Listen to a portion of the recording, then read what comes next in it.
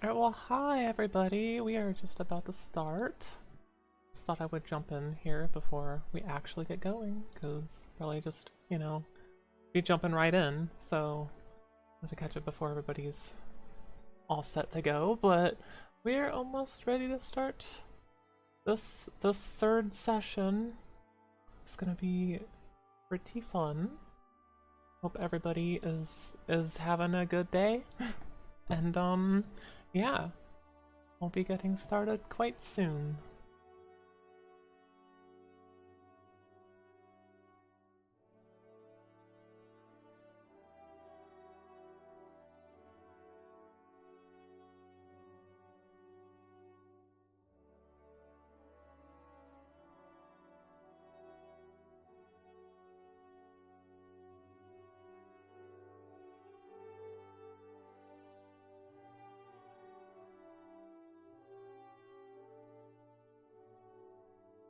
Oh, hey Vince, how are you doing?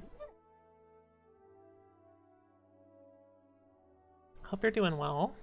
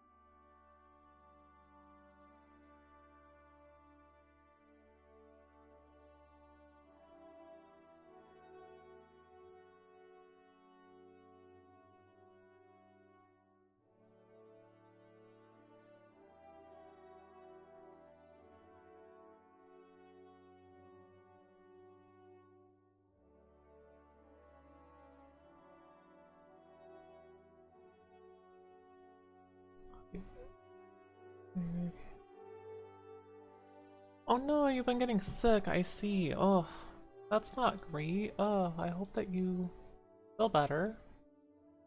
Sorry about that. Oh,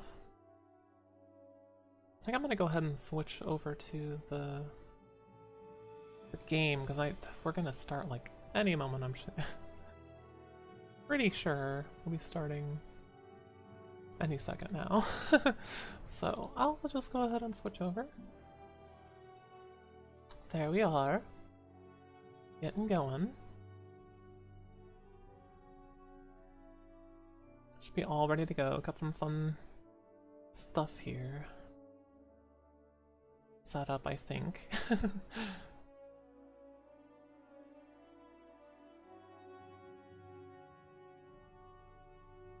We ready? Yeah. I think we're ready. Yep. All right. Well, let's get rocking and rolling then. So last time we were at our table, our party had been placed under a form of house arrest, told not to leave the city of Sarconis, following an incident that brought them together in a weird, strange twist of fate, where the city is now investigating the death of a merchant traveler who had begun to assault our fair party out of some sense of desperation. Following these events and a night of finding cloaked individuals potentially in the hallways of their hotel at the Boar's Head Tavern, our fair party, on a less than full night's sleep, but close enough, woke up, had breakfast, toured the town, got to know a little bit more about each other, and began to check out the sites together and advertise an upcoming concert from one Mibu, the local bard sensation that has been sweeping the city of Sarconis for some time and has gathered interest from many of her locals. While traveling, spending the day spreading flyers, potentially finding a pickpocket, towards the evening time, getting ready for their grand concert for the night, the party begins to make their way back to the Boar's Head Tavern, when the streets were emptied, and just before making it to the river, ambushed by a group of bandits and thugs. During the combat, it was noted that these bandits had the same hand symbol grasping a globe that was on certain crates in their prior day's adventure that had turned several well-meaning guards into rotting pieces of zombie flesh. And now, as the second round of skirmishes comes to a close, the folks in the city are looking out their windows and they're murmuring and they're whispering, and some folks have begun to slowly work their way into the streets. And they're talking about this group, how twice in 2 days they've been in skirmishes wide open in the streets and slaughtering people. Some people think it's good, some people indifferent.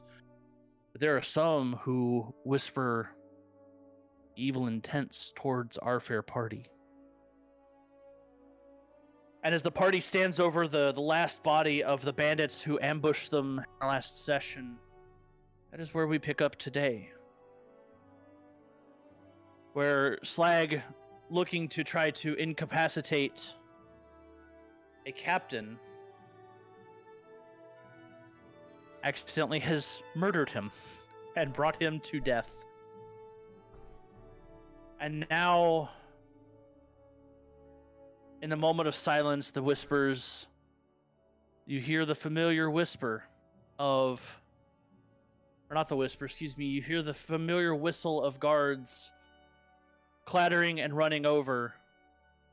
They have not made it to you yet, so party, what do you choose to do?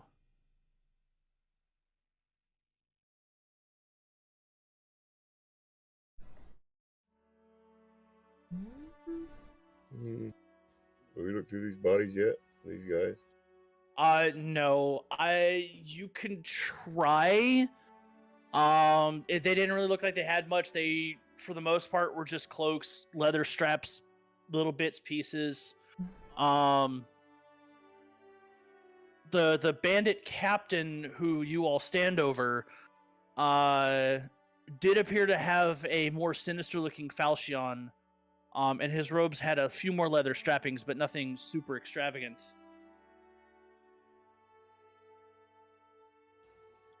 All right. Okay. Cheers, Were we by the way, chat. were we moving towards sorry. was it alley or like a road that they were blocking or standing in originally? So they initially were blocking you guys right about there. If you guys can see the ping on the map. Oh. And then as you guys approach that, more appeared here, then from here, then from here. They kind of staged and had all that. Oh, okay. Nope, I don't remember. Believe, yeah, we want to just carry the body in the second ping that Slappy did. Yeah.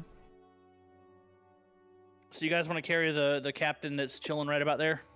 Yeah. Mm-hmm. DM is going to ask, "Are you sure?"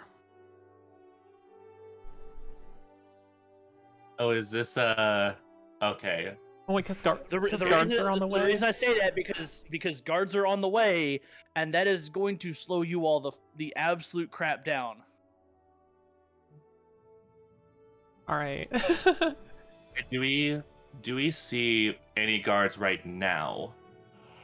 No, but you can hear them, and you'd estimate you've probably got about 10 seconds or so before they become in sight.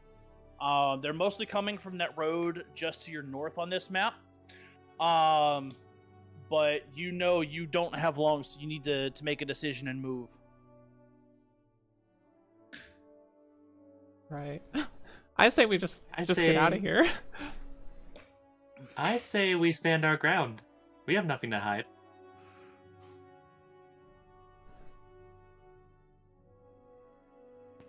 Kovac, who is currently flapping his wings, looks down as he says stand our ground and just stops flying and lands.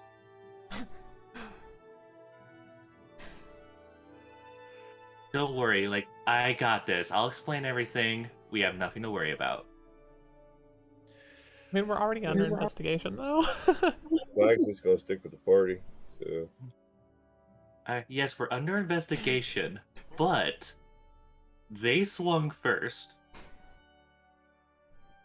All right, I'm leaving it up to you. We are standing our ground. All right, so party is going to choose stand their ground. All right, so it's at that point some guards come in from the north, and you see these are definitely armored a little bit different. It's a known difference in east versus west. You guys are still on the eastern side of the river, and you can tell that they're a little bit differently dressed. They're not as plated, not as elegant, but they come running up, and the first thing is, "Oh, it's you guys again? Really? Can you go one day without not killing somebody in the streets?" Now, No. hear me out.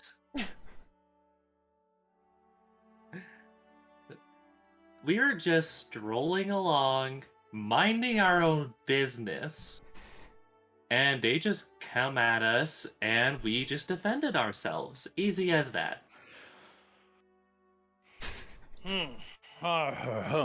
Okay, so tell me what happened then. Well, so we were walking on this road. Bandits were over there, and I point where the bandits came out of that I know of. Okay. And they're like, "Yeah, are you in the wrong? We're on the wrong side of town." And I said, "Nope, we're just strolling along." And they surrounded us, and we just had to defend ourselves. Defended you. Okay. Well, and he walks up, and the guard gets right over here and looks, and he looks down, and that explains a lot then. Well, if you defended yourself in open streets, I'm sure that we have plenty of witnesses. And he looks. You see the guard begin to look around, and then you see a third one come up. He's a little bit more, and the guards kind of go over here, and they talk for a minute, and you hear one just, "Oh, look, people saw this. They've already reported. And then you hear another one's like, look, this is easily the hand. This is the hand. This has to be the hand. Look at the symbols. And just like a little bit of this, a little bit of that. And finally the more senior one comes walking up, the one to last arrive walks up. And you see he begins to speak with you guys and is turned around. Yeah, Doc, who you calling a hoe over here? Who? Ho! Ho! By the way, to all quick sidebar for all of our Twitch chats, there's a multi-stream link for everybody who is streaming on Twitch right now, so come check it out. Thank you, Doc, for posting. Where? Doc, if you could also do me a favor, post it right under the bot announcement in my Discord, please. But mine's not on there. Why is Max not on there? He said he wasn't Actually- streaming. You guys convinced me. I said I'd try. Ah, look at that. Also, Max getting back in that streaming game. Okay, so the senior, back to it. The senior guard comes up to you. Listen. All right. Well, I'm sorry for the inconvenience these troublemakers have caused. This one here is, this one is a very known bandit in the city. And he works for a nice little group called the Hand of Sarconis, which you can tell from that symbol there. And as you guys look, you see that symbol. You saw this on the crates. It's just a, just to refresh. It's a simple hand reaching out and grasping a globe, or some type of ball, and it's got a elegant looking S symbol, not like Superman. All right, not to confuse it with Superman because somebody did that recently, but it is the shape of an S, elegantly, which OOC stands for Sarconis. And he's got that on there. And the guard captain's like, look, this guy is caused us trouble. He's been wanted for a while, so you're really doing us a favor. We know that the Western guards are a little more interested in stuff like this, but honestly, you did more of us a favor than looking into whatever happened. We've got witness statements from some concerned citizens who ran to us in the middle of the combat, so you guys are free to go back to the western side. We know you're staying there. If we need anything, we know where you're at. Now, when you say he has, would you say interest? People are interested in this man? Or the hand? So the guards knew of this guy. They obviously he was a little bit more known. Because the guard looked at him as like, oh, it's this guy. So obviously they knew him from the sound of it. And as he was saying, he's like, yeah, these guys are no troublemakers. You've really done us more a favor than anything. Well, we're glad to help. And I hand him a flyer and blow a kiss to him and walk away. Oh, so you're Meepu. Well, I was already planning on shifted. As soon as the bell is over, so I was gonna come grab some drinks over there. My house on the other side, actually. Okay, well, I hope to see you there. Oh, sure thing. My wife and kids love your concerts. Thank you. Oh, look at that, Mibu. You're family friendly.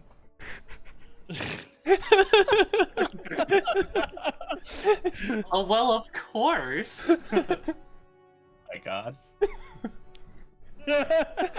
No pressure, Mibu. You're now forced into the family-friendly box. Yeah. Oh, no. Not really. All right. Well, obviously, with that, the guards begin to start stacking up the bodies onto a cart and begin to roll them off. It is common knowledge that, as part of processing, once they're done, they take the bodies to just some criminal grave outside of town and bury them all there. Obviously, they put very little effort into criminal graves. Very little effort into or care for criminal bodies at that matter. Criminal graves. Or care for criminal bodies at that matter. All right, well, I have nothing else. Any of you guys? I don't. All right, so with that, you guys move back to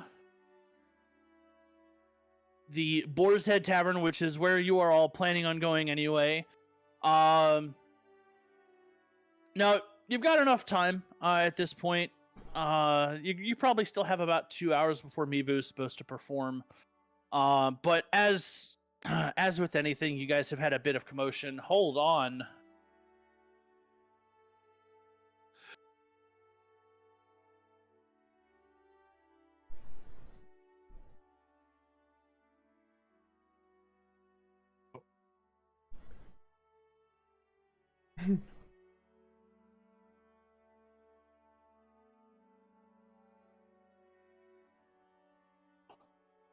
Sorry, guys. I just had a nice little massive raid come on in. Oh, nice. Awesome. Yeah, One-Handed Gamer, thank you so much for the raid. Thank you so much for the follow. How are we? How was your stream? What was you streaming? Tell us all about it. If you're coming over with One-Handed Gamer, guys, my name is The Slappy One. We're playing Dungeons and Dragons tonight. We are telling some stories. We've got a multi-stream for myself, MacMan, and Myomi Min, and Doc, who are all on our table right now. And then we've got Sorcerer Zena, who's streaming over on the YouTubes. It's good times. Doc, do me a favor. Can I get a shout out for One-Handed Gamer? Poor favor. Yeah, give me 1 second. Yeah. Or Mac, whoever can get to the shout out first. But as you guys get to back to the Boar's Head, it's obvious that you guys are beat up. Mibu, you're looking rather worse for wear at the moment. And as you guys get back, Jackson is standing, right next to the door, the owner of the Boar's Head. Who, by the way, has one epic as hell sketch that I've seen so far, and I'm excited to get a token together for him. But he's standing there, and oh, Mibu, you're looking a little bit rough there. Is everything all right? Oh yeah, just got a little swindle with some people. A little swindle, you say? Well, you gonna be all right to perform tonight? We got that contract. Oh yeah, no worries. Just a little rest, and it'll be good.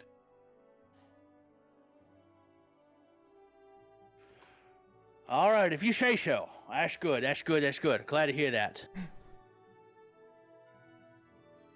Well, take a minute to clean your shelves up, and I'll get you some drink and food ready, all right? Hey, all right.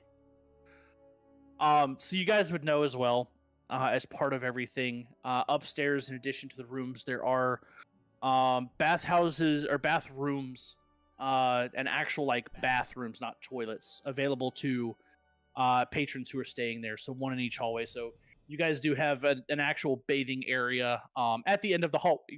It's just, it's nothing extravagant. It's basically a oval barrel that can hold water. There's no piping or plumbing because that doesn't exist here, at least in a small town like this. But you can get hot water brought up to, allow you to bathe and clean off before you chuck it out the window.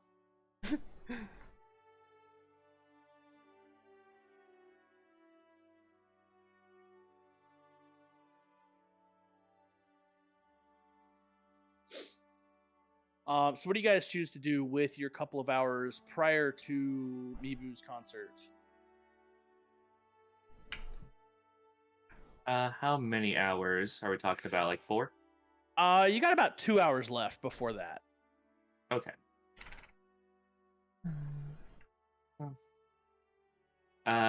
Do I see? Is the fireplace lit yet? Yes. Every time you've been here, the fireplace is lit, and it's always best to assume the fireplace is on. Okay. So, the hand seems like a little group that's going on. Yeah, it does. Don't know what to think about it. Seems like more than a band of thieves, though. Yeah, I would say so.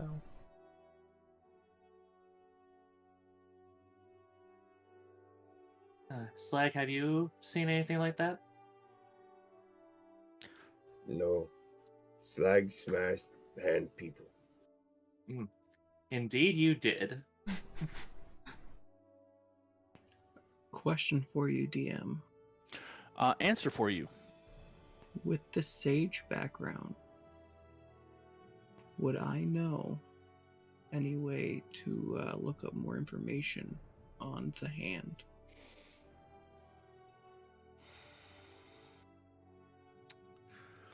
With them being an underground type group, not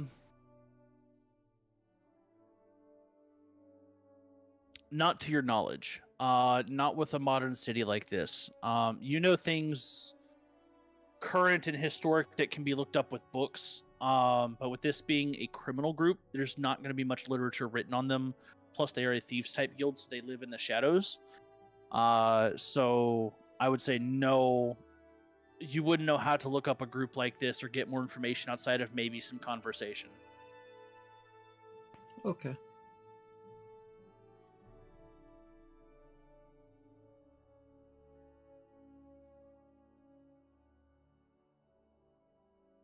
I just figured I would ask.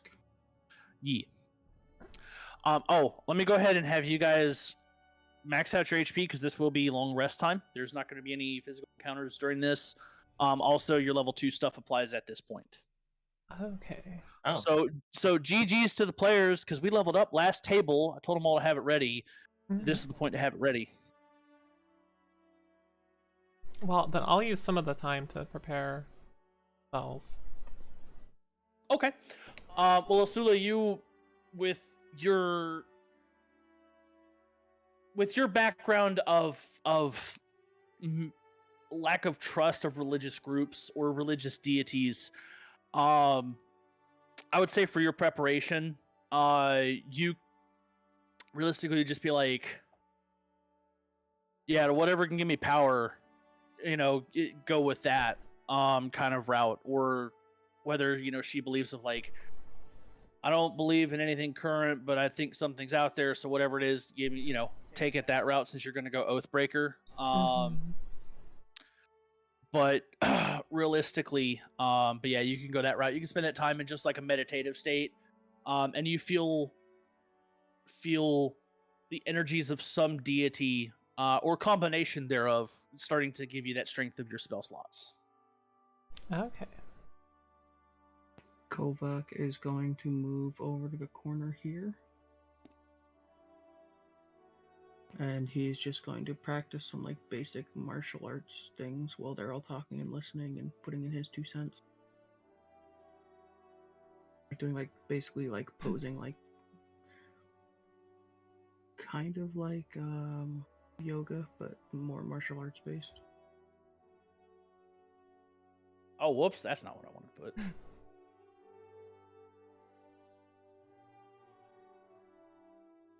So there's just a little owl doing like different like poses. Practicing Okay. like, punches and stuff like that just over here in the corner. Okay, so Kovac is focusing on his physical training. You're going through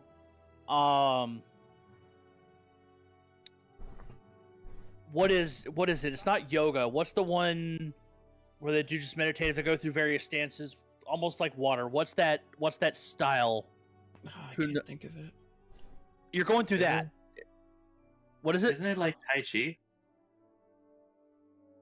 I don't know Is if that it's it? Tai Chi or not. Is it Tai Chi? Okay, yeah, Yeah. you're basically like mimicking Tai Chi. It's like you start in one stance, you move to another, and then you move into another, and you move into another, and you kind of go into like this meditative state as you walk through each of those, just over and over, and then you're practicing some of the more advanced stuff that your mentors had taught you, or you feel confident enough to begin to take the next step with that as you go through just your various poses of your equivalent of Tai Chi as a monk.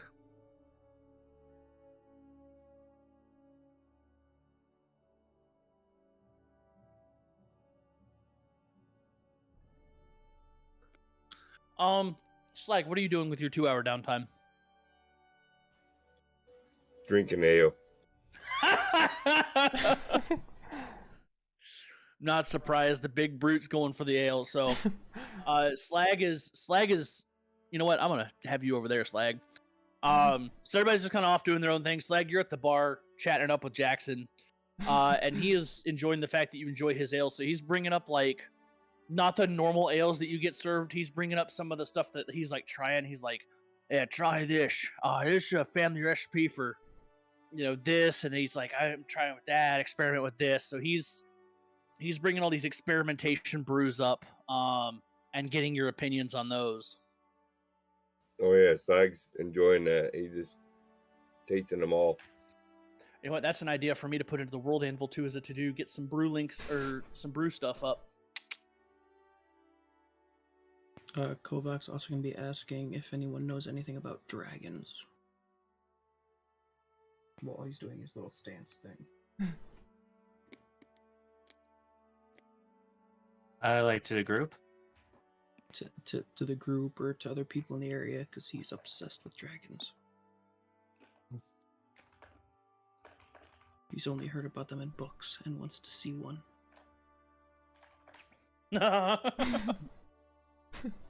I personally have never seen a dragon, but I do know that they exist. That's all I know. It's like he's gonna drink, lol. Astila's really, really focused. And since she is preparing the spells in front of everybody, like, I'm gonna say that, like, maybe they notice that I have this amulet that I'm, like, very focused on, and it's, like, pitch black, and it has, like, a crack in it. And, like, Ooh. I'm just, like, you can't tell if I'm really praying to it or just staring into it, like, with where I'm sitting. But I'm just very focused on this amulet. I look over to Elsula. What you got there?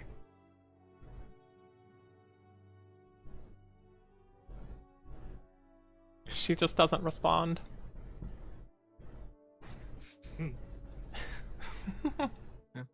I just get up and I go over to Kovac and do the exact same stances as him.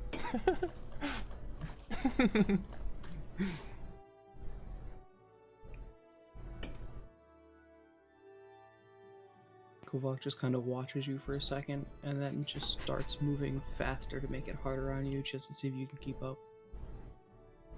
I attempt to try to keep up. Make an athletics check. Ooh. Okay. Awesome. That should be fine, right? Well, yeah, we'll see. Okay. Yeah, you managed to keep up with, Kovac is in his monk version of Tai Chi. And you actually managed to you study it for a minute, study, and you being the bard that you are, you're used to studying music. Like, hey, this goes in rhythm, and you hit the rhythm. You're like, you actually start to rhythm it to one of your songs, and you actually like one of your upbeat, more like your pop songs that you have.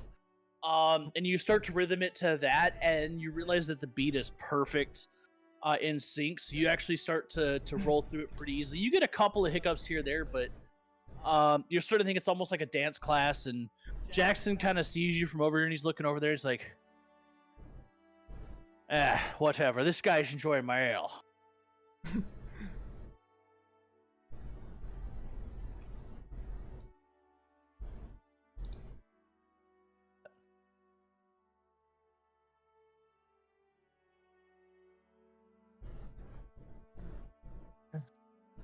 And yeah, I guess we're just waiting till 2 hour mark.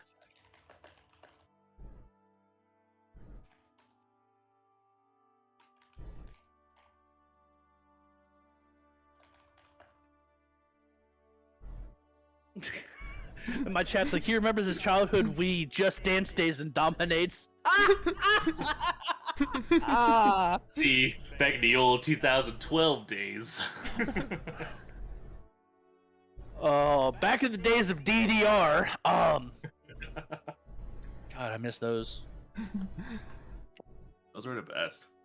Those were the best. All right, so you guys, Elsula's focused on her amulet, getting her ability to cast spells and various smites, which I am personally excited about to see as a former paladin player. Mibu and Kovak are dancing, and Mibu is trying to mimic Kovak. Slag is getting hammered on some of Jackson's specialty ales. And with that, Slag, as you're trying various ones, he's giving you like full tankards for you. I would like you to roll a d12 for me to start. Wii Sword Fight was fun. I never played Wii Sword Fight. I always played Wii Bowling because I'm a bowling nerd.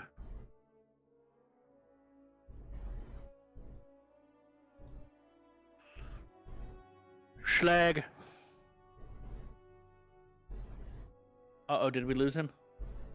Oh no. No, I'm here. Nope, Oh. there he is. There he is.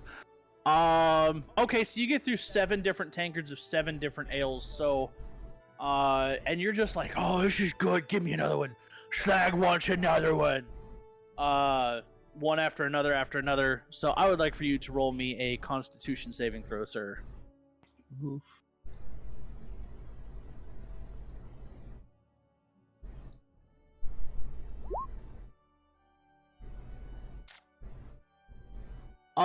You're used to drinking. Your liver is pretty used to processing, and you being a bigger orc, it takes a lot for you to get drunk as it is there, Slag. So 7 ales with that con save, you're definitely like, okay, I need to get something else, or I'm going to be absolutely just plastered tonight. You're not drunk, but you're definitely starting to feel a wee bit tipsy. Gotcha.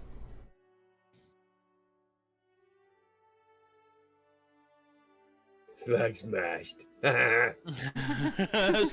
Slag smashes and then gets smashed by ale. I drink too? Okay, well, I'm drinking water because that's what the redeem is, Doc.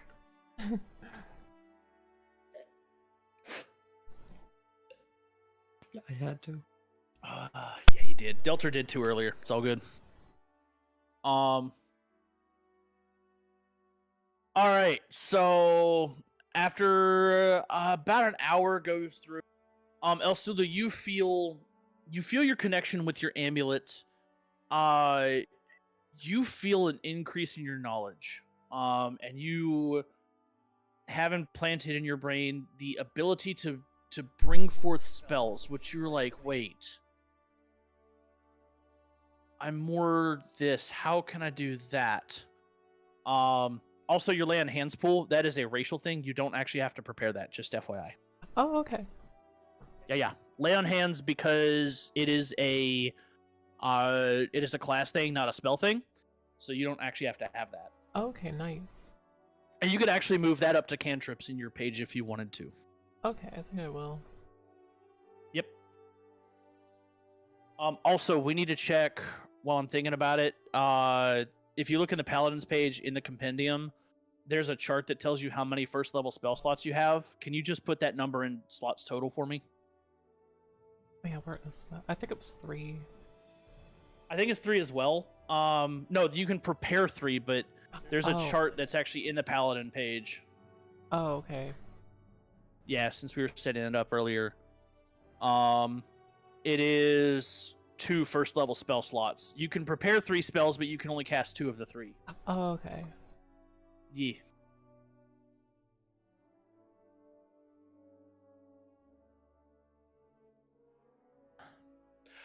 All right, so an hour passes. Slag is over at the bar, just knocking back ale after ale. Elsula, you feel this new power and ability, kind of part of you and ready to be tapped into. You're not sure what it is yet, but you're like, oh, this is gonna be nice. Mibu is starting to sweat a bit, trying to keep up with Kovak at that dance pace. Do either of you do anything different? That's my Don't worry about it. I go ahead and take a break and mosey on over back to the table. All right. And speaking of which, an hour before your concert, did you ever put together lyrics for me? Yes, I indeed did. Can you send those to me, please? Cheers. Okay. Badoo, badoo, and badoo, do, Doo doo. badoo, do.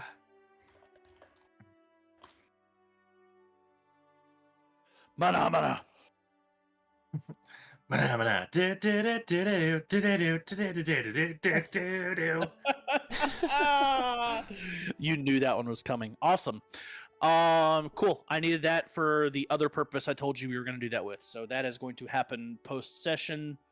And we'll go from there. Yeah. Eh. All right. Cool beans. Oh. Just on accident? Accidental lay on hands. Rip. All right. So 1 hour left before Mibu's Grand Concertino. Anybody doing anything?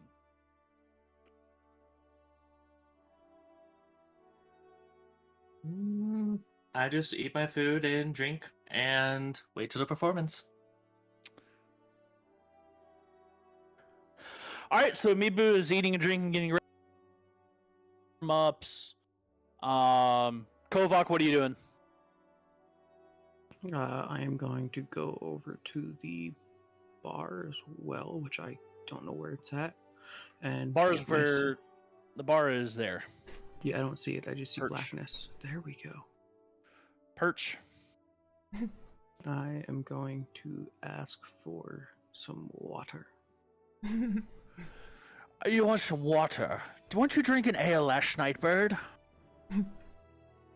Yeah, but I was just doing a bunch of like martial arts stuff, and I'm really thirsty, and water would be better. Also, you hear woof, and right in front of you is a mug of water.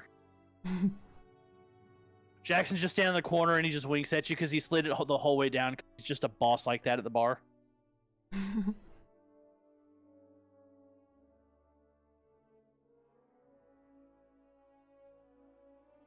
I take the water and I gingerly bring it up to my beak and sip it, trying not to spill any, because these glasses are not designed for owlins.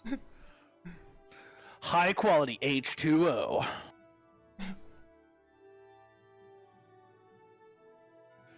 I need a token for Jack. It is actually in the works, Delta. We're getting there is somebody who is doing an amazing sketch of Jackson Lightstone right now that will make its way. So it is in the work.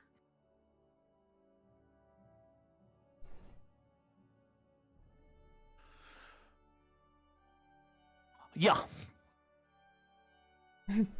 All right. Well,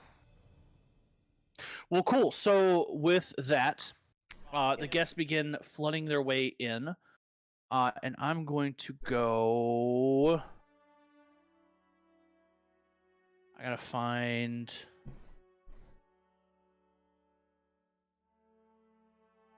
It's there.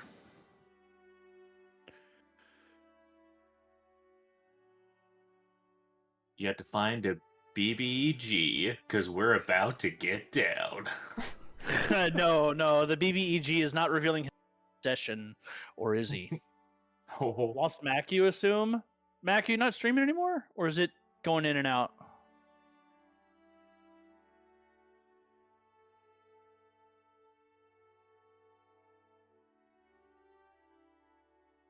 It said it was ended, so I removed it. Oh, rip. Mac must be Oh. having internet issues again. That sucks, bud. I'm sorry to hear that. All right, so as you guys Again, half what you guys are saying. do what?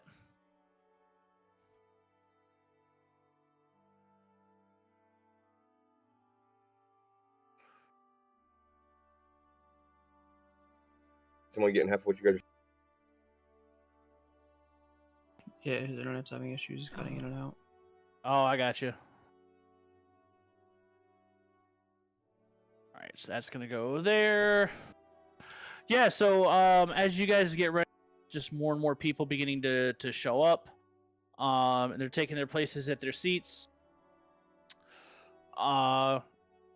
as you know, again, first shift in the city is beginning to get off of their job. Second shift is starting to go out, but first shift is finally done, and they're so happy to finally have the day done. They're wanting to get some drink in. So various people here, they're as represented by our nice little random tokens that somebody bought for me a while back. I can't remember, or I think it was Azrael, but yeah. So the time comes, and Mibu, it is time for you to do your thing. Jackson has actually brought a stage to right there where your token is at, for you to be able to get on and be able to perform. So I will turn it over to you for Mibu's contracted performance for the tavern tonight. Ah, jeez. All right. Yes. Oof. A little sweat in here. I haven't performed, well, actually, as a bard in like years. All right. Okay. The hooded figure chanted on with no respect for his entourage. Draw your swords and shields and arms, I promise you, this is no mirage. Rise up, raise your glasses, win a brawl. Drink the mead and sing the song, tip the ladies of the crowd. If you dare to face us, then Slag will surely smash them down. Rise up, and fist the dead until they fall.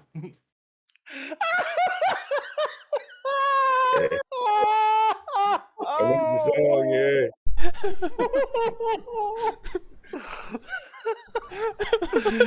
Oh my god! Oh my god! You know what, Mibu, you're getting an inspiration point for that. Well done. Oh, it's great. And by the way, guys, that is gonna go on the World Anvil page following tonight's episode. So if you want to check that out, !WA, we're gonna get the lyrics posted as an actual bit of lyric out there for everyone. Delta, I'll explain. So the way I'm doing inspirations is for great moments of role play, great feats, this, that, or the other. I'm handing out points of what's called inspiration. Basically, a player can use that to re-roll something down the road if they wanted to, like an attack or a save or a check or something. So it is available for players to get to re-roll a dice and use that new roll. I'm getting headset ASMR because my battery's low. That's what I get for watching Transformers on Netflix last night. Oh, which one? Revenge of the Fallen and Dark of the Moon, which are now on Netflix apparently. Yep. Oh, nice. So, all right. I needed that laugh. That was good. You can watch them anytime if you own them. So Do what? I own them, so I can watch them at any time. Oh, I own them as well, but it just beats me having to get up and go turn on the DVD player. Well, I don't have to do that. I got them on Vudu and iTunes and shit. Oh, hell yeah. All right. Well, Mibu, you, with your concert, begin to just continue forward with, several other songs. I'm not going to make you perform more than that. But we'll just assume that the halfling music matches what's there. Oh, and you add a minor illusion to all of that to boot? Yeah, just sparkling lights around me, just to make it flare. Okay. Delta, you want more songs? Well, he's only got the one right now. So maybe down the road. Down the road, yes, indeed. Okay. So you guys go through. Slag, I'm assuming you pound down more ales. Oh yeah. All right. Well, Slag pounds down more ales. And yeah, with that, you guys, the bar eventually begins to clear out and empty itself out. The hired bartenders even leave, and the tavern itself begins to come down to a very small ambience again, after several hours of drink and music. And Lieutenant Dan says he is a new glorious sea dog. Hell yes, Dan. Well done. Slag, I'd like for you to roll me another Constitution saving throw. Probably just pounding the hell out of ales right now.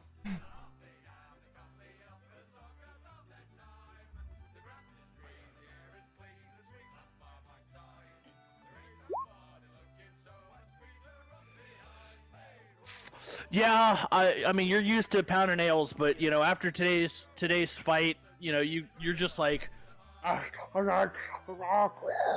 you just inhale one after the other, and after a while you try to get up to go to the bathroom. You were pretty heavily drunk at this point, and you realize, fuck.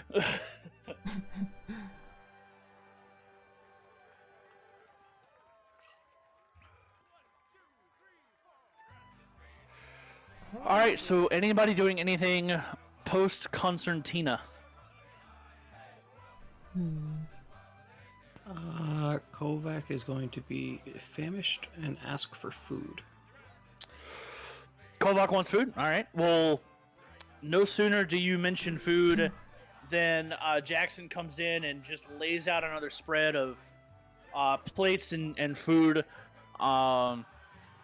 freshly made and ready to go in front of you guys and ready to be consumed. It's another assortment: salads, breads, meats, potatoes, soups, stews, you know, a little bit of this, a little bit of that, and you realize that some of it is probably leftover batches from today's run. He's just like, you guys are here, you're gonna get to graze off my leftover food. But you know, nonetheless, it still is freshly cooked, super warm, unless it's a salad, ready to be prepared. Hope there's no bird in that food. Maybe there is, Delter. Kovac seeing the salad is immediately going to push it over towards Lusa. Yeah, Alcila's gonna What? see the food and just immediately go for the food as well. Alright, Asula goes for the food, Kovac goes for the food. His salad chat's like, salads be extra toasty. Yeah, toasted salads, baby. It's a way to do it.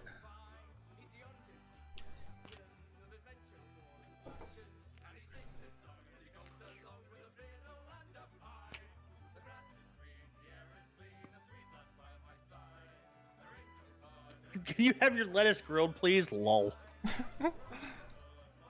Okay.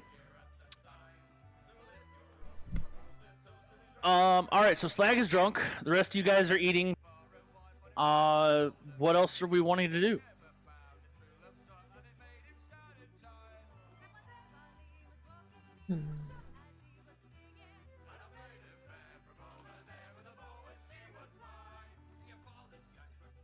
Kovac is going to check on his big drunk friend since he wasn't over here for food.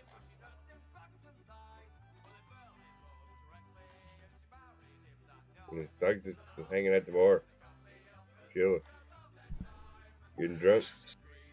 Slag is drunk on the bar at this point, so his normally rigid pose is a little more slack at this point, and he's definitely like slouched on the bar, still pounding ales.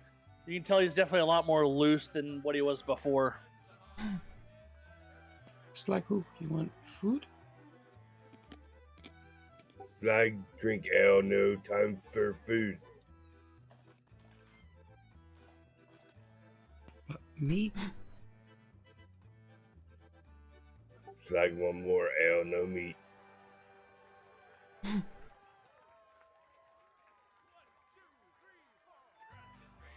Kovac's just gonna shake his head and get back to the table. Yeah,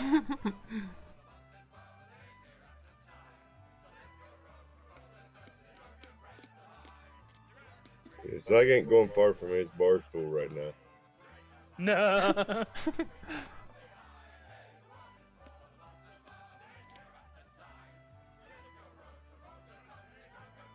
All right. So, as you guys have your food, you relax a little bit. Slag is. Jackson actually cuts you off, Slag, and he's like, "Hey, look, I shared my favorite tales with you, but it's getting to a point, Slag, that I just can't share anymore. want to lose too much money. You're a great drinking pal. You're a great ale taster. But go get some rest. I don't want you dead. Oh man. There's more ale tomorrow. Okay. All right, so with that, Jackson finishes cleaning up the bar, gets the restaurant clean, or gets the tavern cleaned up. All the help leaves. Tavern finally falls silent. It is clearly nighttime. The curtains drawn. The torches in the unused rooms are starting to be put out. Jackson, as you guys, all right, kids, y'all be good. I'm going to bed. And you just hear him just do upstairs. Wham! Like, no sooner do you hear the wham of the door than he's like out cold asleep. The man is like, you don't know how he does it, but he's just cold. He's snoring. What do each of you choose to do, or do you just go to your rooms and go to sleep? So I can at least stagger over to where everybody else is at. Slag is gonna stagger over there. I'll tell you what, Slag. With your ability, you drunkenly like boom, run into the door, boom, run into the door. Finally, make your way to the table and just Slag say hi. Yeah. So when he runs into the door, he'll be like, "Excuse me, door. Sorry." And then go sit down. Don't worry, Sly. The door doesn't have feelings. Oh, whatever. All right. So I can enjoy ale. I'm Oh, glad God. you enjoy ale. Kovac is going to take his glass of water and like try and like push it across the table, only moving it like barely past his plate, and say, "Slack, drink this." Ooh, thank you. I'll just chug it. Slag just wait. What do you hand him? My water. Oh yeah, Slag takes and chugs water. You're hoping it's ale, and then you have the disappointment. It's just cold water, just Yeah. hitting your tongue. Now, see, no Slag. That's a special ale. It actually cures the other ales.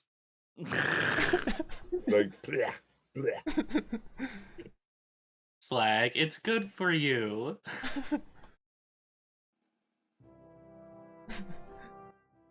Now That's you're not like what I good wanted. for me. Oh goodness. DM, is there any other patrons in the tavern right now besides barkeeps? No. Even the barkeeps are gone. It is just you guys at this point. Front door is like closed.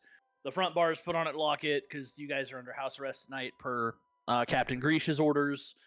Yeah, that's pretty much it. Do we remember how long we're under house arrest? After today, you are under house arrest for 2 more days. 2 more days. Okay, good. I asked the entire group. So, what do you guys want to do tomorrow?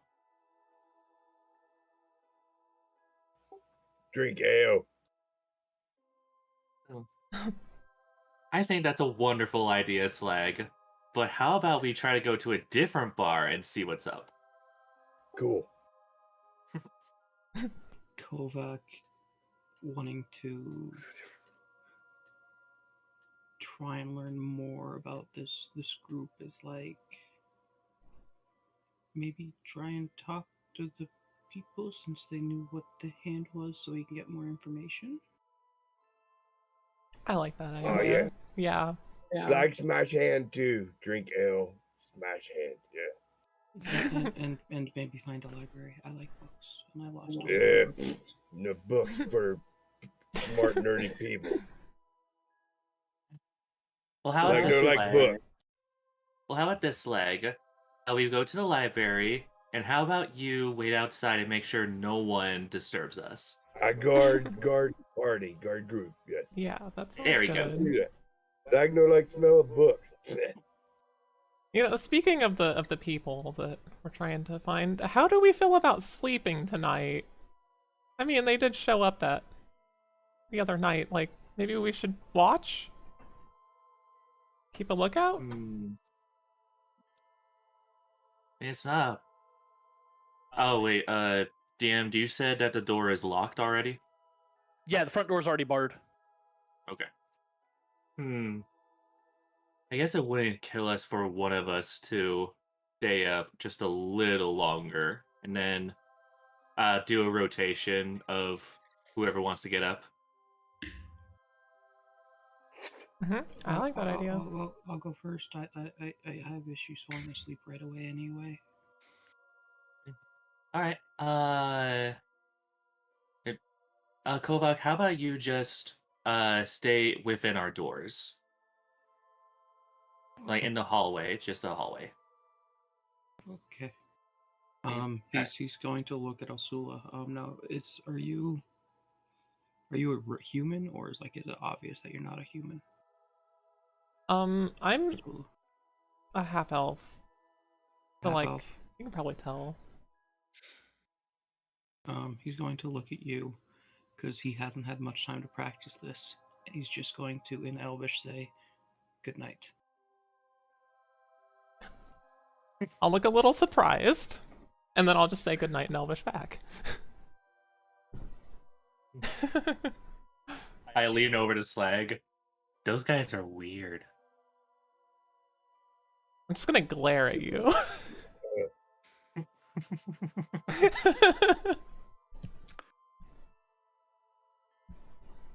And I just say, later, y'all, and just walk up and go to my room.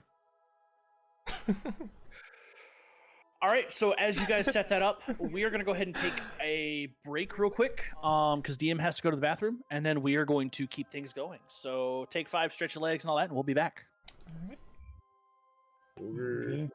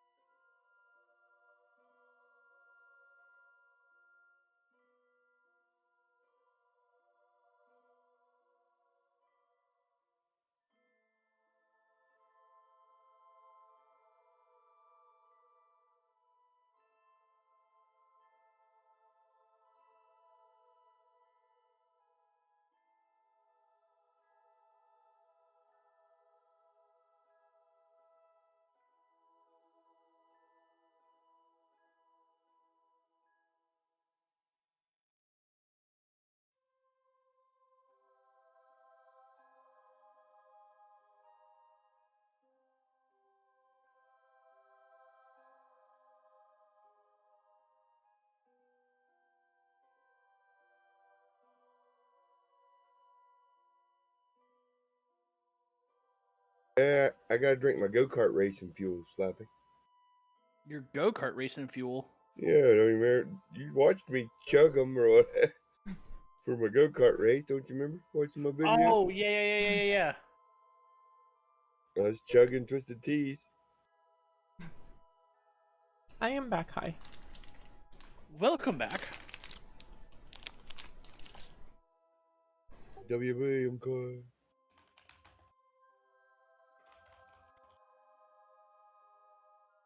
And just a reminder to you guys, the group, next session is the Valentine's Day session.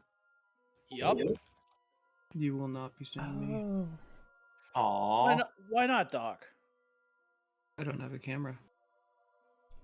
Darn. Oh. Oh, darn. Camera good does not show. get implemented until I move. I gotta show my ugly face.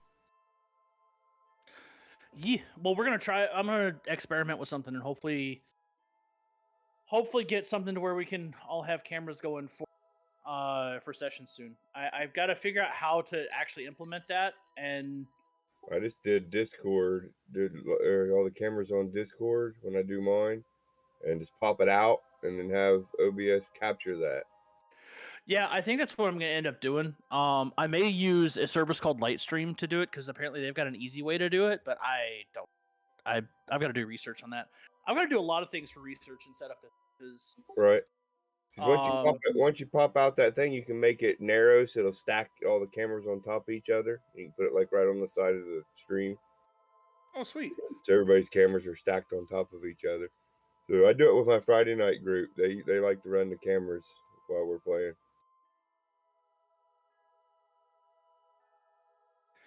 Yeah, and that might be better for everyone to get to like post everyone's cameras for overlays and stuff. I don't know. We'll figure it out. Oh shit! I'm supposed to get a Valentine's Day snowstorm. Oh man. Yeah, Damn. I just got the notif. Oh well. All right. Well, everybody's back at the table.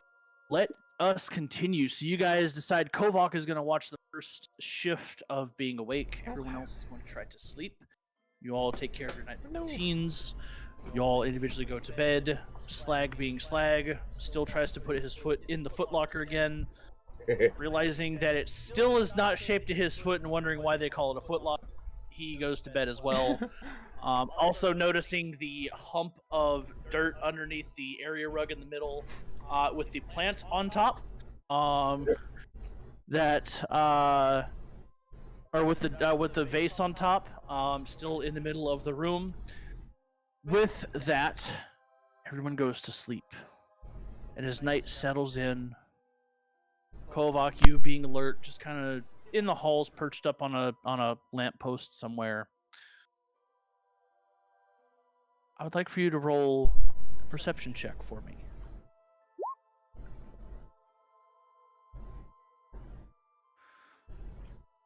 And with that 11, you look around.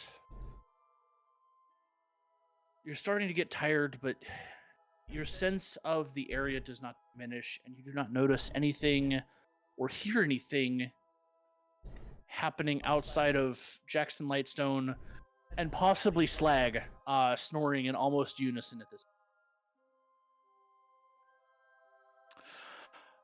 With that, you finish your watch and you finally go to sleep.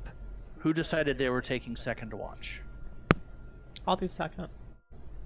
All right, Elsula, you wake up and tag out, and you let Kovac flutter off to bed. So Kovac, you fly from your post and flutter into your room. You kind of perch up and nestle in, and you start to slowly drift off into sleep, dreaming one day about finding these mythical dragons in your book. The stories that you had read of these ancient, terrible beasts. And one day encountering and potentially even fighting one. Elsula, as you begin your watch, you kind of perch yourself where you think you won't be seen, up on the top part of that second level rooms are at, and you begin to look around. I would like for you to now make a perception check for me. Okay.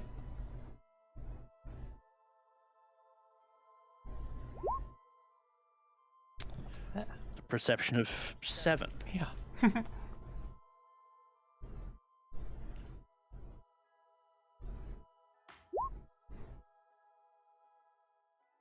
Okay. So as you stand there, you're still kind of groggy from waking up middle of the night and having a great hearty meal, and you kind of long for the comfort of your bed, so you kind of feel yourself drifting a little bit here and there. Your mind is also being pulled again to your amulet and what it has brought you in that focus. You begin to become a little more in tune with yourself as you feel this energy begin to just be available. And as you begin to dwell on it, you feel this power begin to kind of focus your mind on enhancing your spear. And as you do so, you notice it begin to glow purple. Your spear is in hand, you're ready for anything, as you inadvertently cast a Wrathful Smite. This will not cost you a spell slot because you're about to go back to sleep. But as you begin to focus and you're holding your spear kind of at the ready, but your senses are all over the place, but yet focused on this amulet, you feel this deity begin to, or should I say this deity-based energy begin to draw you towards this ability, and you see almost a culmination of energies float around your halberd, and the tip begins to glow purple.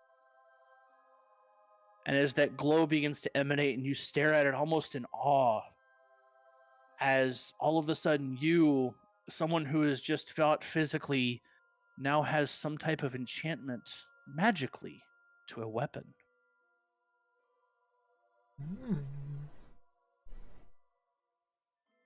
And you, wanting to test it, go downstairs, and for a moment you just decide to test on the front door. These are thick, probably 3 inches thick pieces of wood for the doors. They're barred together with a 4-inch, almost like a 4x6 piece of just solid hardwood. These are very, very sturdy doors. The only thing bigger you've ever seen are the city gates, which are just barely thicker. And you unleash a quick jab into the door, and you see the purple energy discard itself from the tip of your weapon into the door, and then dissipate as the door begins to glow purple and spider crack through it, and then it returns back to normal. You hear in the back of your mind, "This is my wrath. Now for you to harness."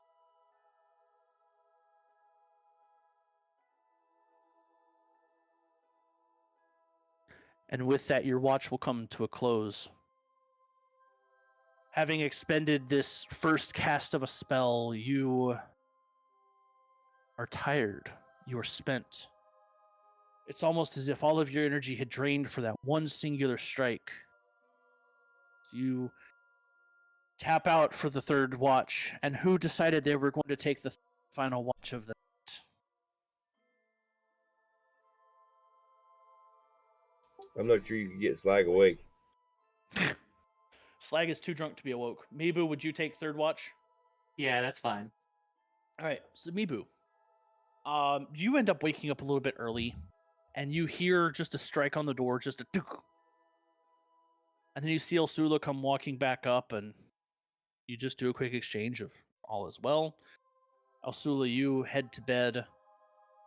Your mind is troubled and puzzled, but yet excited at what you can now do. But also troubled at this voice that has decided to enter your mind, saying that it has given you its wrath. What does that mean? Who is this presence? What does it originate from? Questions that linger and have no answer, at least as of yet.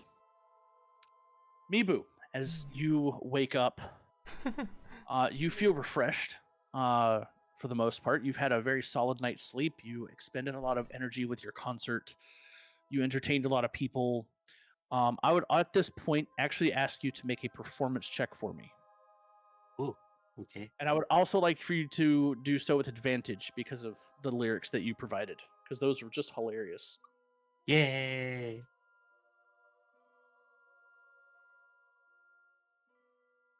Oh, You got our first inspiration of the group too. Yep, he did get first inspiration. yeah. Oh wait, I'm sorry. I'm gonna do it this way. Advantage performance. Boom. All right. Well, with a 21, you ended up receiving.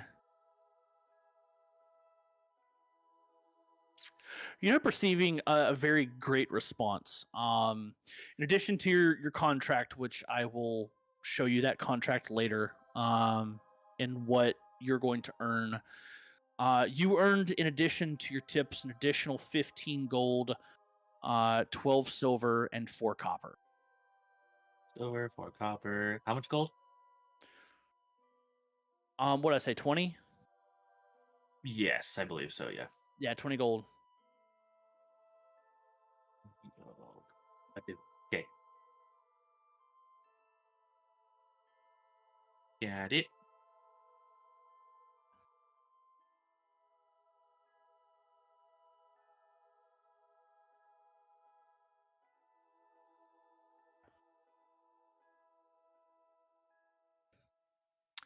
All right, so add that to your pockets. And as you hold your coin purse, you have this extra gold, and you realize, man, I did really, really well for one night. I wonder what I could do with more and more. And you know, you've had concerts before that have gone well, but you feel like this has been your best to date. As beat up as you were, as much as you had gone through in the day before that, you definitely felt a bit of energy loss, but you still feel like you pulled it off, especially with your minor illusion adding in to your performance. You felt like the city was definitely wooed by your charisma and ability and talent. Now, as you go through your nighttime watch, your excitement has you alert. You begin to smell the rummages of coffee coming from down below. Um, and as and you know that Jackson is up super early because he's got to do brew stuff. Imagine he's probably snuck around when you guys can't see, and that's okay. It happens. I would like for you to make a perception check to see if you notice anything for the night. Yep. Do. Oh, sorry. That wasn't with advantage, but I mean, it's a dirty 20 any way you look at it. So, yeah. So you look around and you start wandering around and you're looking and everything seems great. At this point, the door has no changes to it. The windows are still drawn. The torches are all out. Nothing is out of place from when you first went to bed, and it looks like no one has been here or had any trace of being there. Outside of when you walk downstairs, there's more of that scent of coffee coming from the underground brewing area that you know exists because Jackson brews downstairs early morning, and he typically works till late in the night, unless for some reason he goes to bed earlier. But outside of that, all is perfectly well with the world. And with that, you guys begin to see the crackling dawn coming through the windows, and eventually you hear as the roosters begin to crow. You hear again as roosters crow. Elsula and Kovac, you both begin to wake up. Slag, I would like for you to make a Constitution check for me, please, at this point.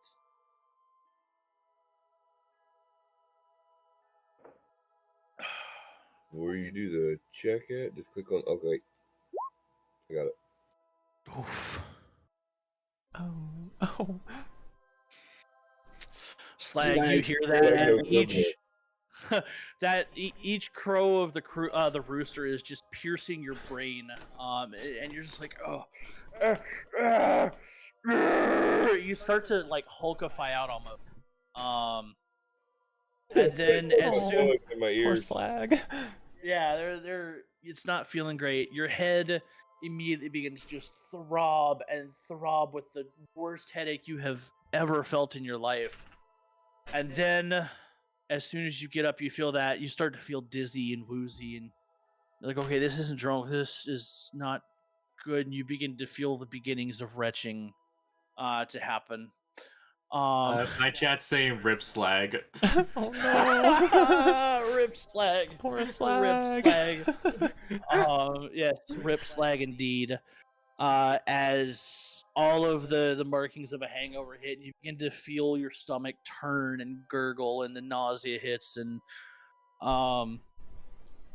in that moment, you don't even get a chance to respond as you just begin to just upchuck all over the floor. Ironically enough, you've placed yourself in a position to where it lands on the dirt pile that still smells of piss from the night before, and your antics there. You now add vomit on top of this. The little vase you had put on top to make it look better is knocked off, and it shatters on the other side, just as your room is properly thrashed and trashed worse than a 13-year-old's bedroom in defiance of their parents. Oh god. Slag rockstar. Slag, you still feel like absolute garbage. Your head is going to hurt for a while, and I'm also going to say you're going to get a point of exhaustion from this hangover, and that's going to be lingering around for a while. Yep.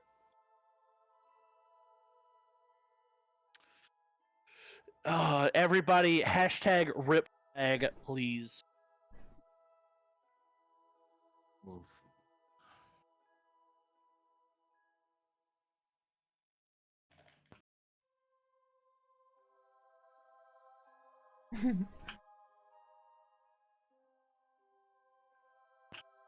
I love how my Discord's like, Slappy's a nerd. It's like, yeah, I'm a nerd. I call myself the king of the nerd. Roll dice and tell stories. What's up?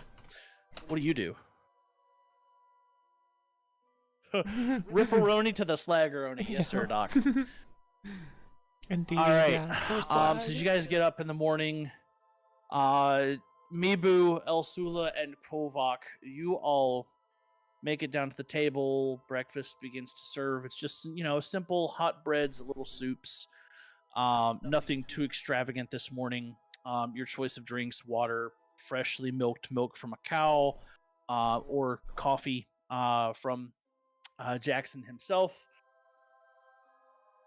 Notice that Slag has not made it down yet, though. What happened to Slag? Why isn't Slag here? Maybe he just wanted to sleep more. He did slap away water and had too much to drink, probably. Jackson sits down and begins to eat with you guys. Slag here. Absolutely hammered from how much ale I gave him last night, so if he's a bit hungover, I'm not going to be surprised. Well, I'm sure he'll be fine. If he's not down an hour, I'd be worried about it, because he was pretty drunk when I went to bed, so I can only imagine how bad his hangover is, considering he had no water. He might be an orc, but even an orc can only handle so much, say. Yeah, maybe one of us should go check on him. I'll go. Just see if he's doing okay. All right, good luck. And then I'm just gonna clutch And a hold of coffee again. And I go up to Slag with some coffee in my hand and water for Slag. All right, Mibu, you go up to Slag's room and knock on Slag's door. Slag, you hear the knocks, and you just hear doof, doof, doof in your head. Each hurting a little bit more. What do you do? Stop knocking. It's That's me, like Booze. Simiyamoku. Hey, boo. Door open. Alright, and I open a door and say, "Do you want coffee or water, Slag?" You're poison. It's the devil's work. Dogs don't smell the poison. Brr. It's like, brr. It's like, give water. I give him the water. You give him the water. All right, Slag, you drink the water, and for a moment, you feel the nausea return almost immediately. You're just like, oh, bad idea.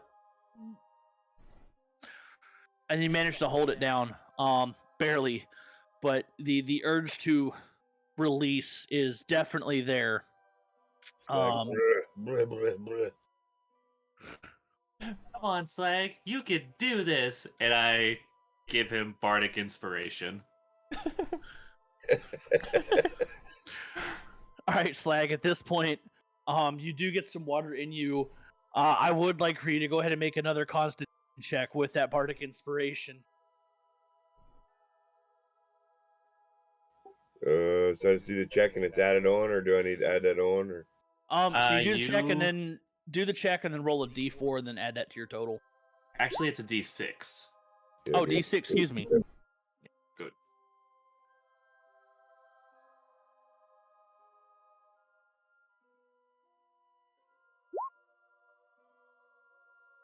$18. 18. All right, you drink the water and it rumbles, but you manage to keep it down.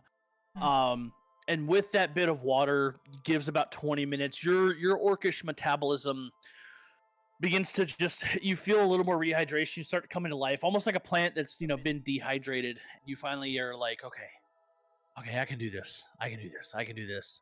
And you finally make your way downstairs, where you see food, which is a wretched sight to you at this point still. But Mibu, more importantly, when you hand over that water to Slag, you get this scent that hits your nose, and it is almost from the pits of hell itself. Combination of piss in a pot as well as vomit, and it is wretched to say the least. You can't see past Slag's orcish figure into the room, but you know that room is not clean by any means. As we walk down together, I go up to the barkeep as Slag goes to the table. Hey, you wouldn't happen to have a cleaning crew by chance?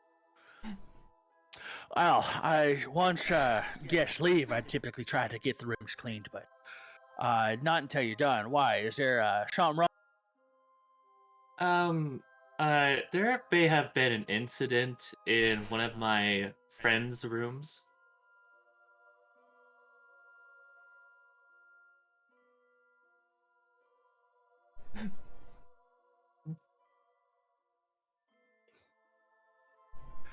I was afraid of that.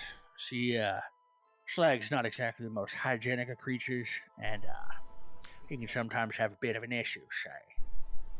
Well, I'll send word over to my cleaning ladies and get him cleaned up, but between you and me, it's going to cost him a little bit to have her get that mesh cleaned up, and I swear to God, if he pisses in a plant again, I'll be furious with him. Oh, no. Like, he didn't piss in a plant. He more of just vomited the plant.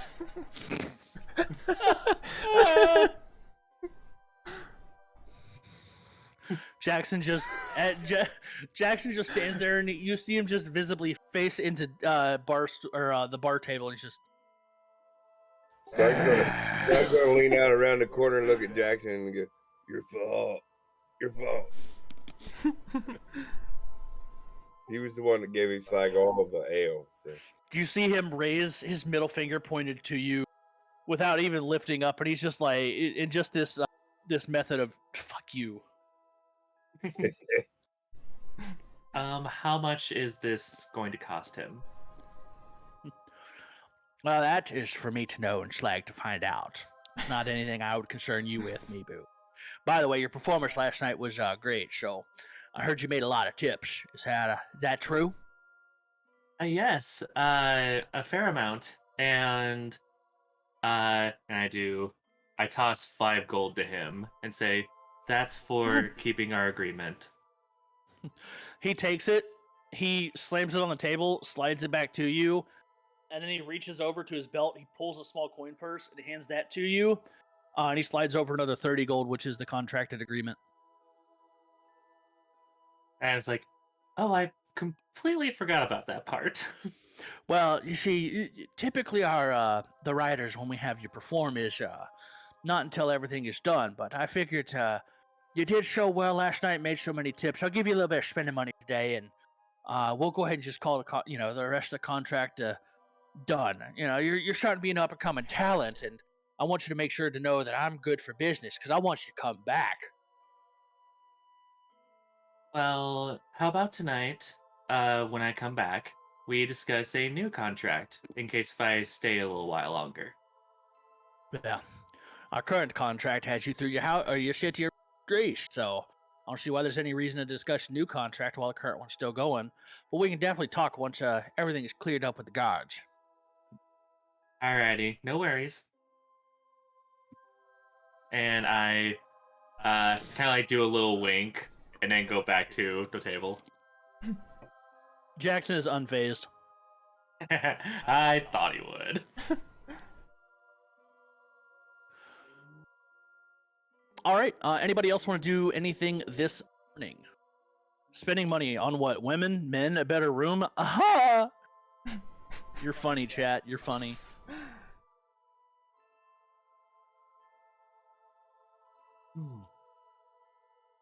Did everyone have a good rest?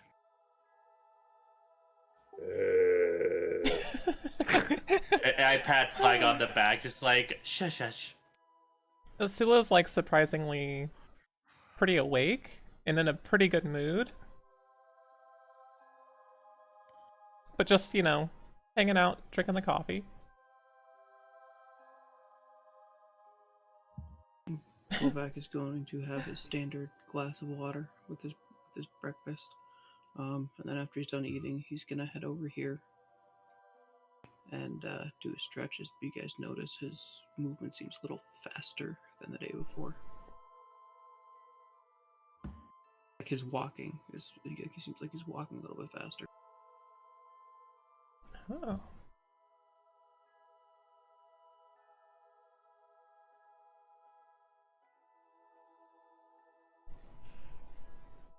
Yes, you heard that car go by? Yeah, I know. Oh, sorry, guys. Continue. Slag's gonna nod off just a tiny bit, sitting in there in the chair.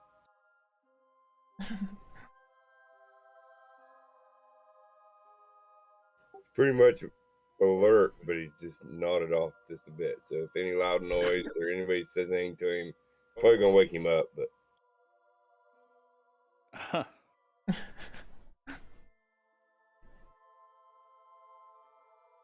All right, Slag is suffering from the world's worst hangover in the corner. Alsula's looking pretty good. Kovac is moving pretty well. How long would you guys say you spend the morning just kind of waking up and doing stuff? An hour? Okay, Yeah. spend about an hour getting ready. Slag, the more you sip on water, the more you start to feel better.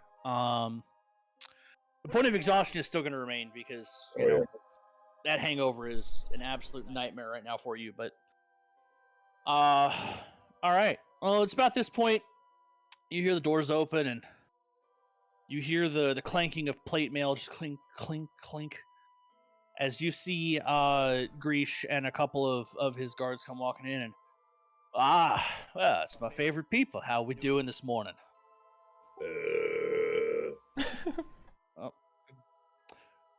Slag, Pretty If good. he's sick or Pretty good until you showed up.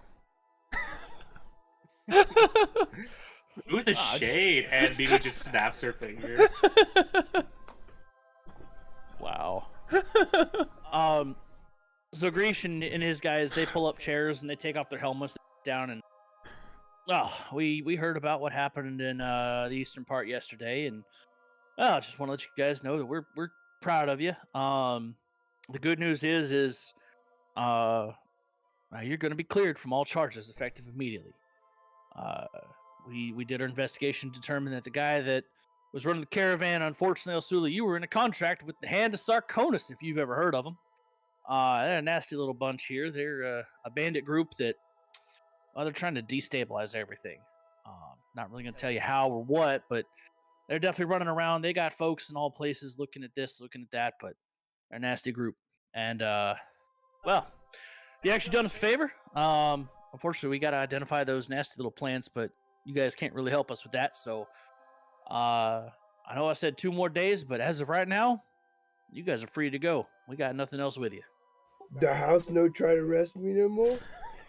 Nope, you're not under arrest in any form there, Slag. You free orc. Deal with that. How can you instantly feel better from a hangover like that? Sounds like you drunk a lot last night from what I could tell. Oh, no, I feel better like that.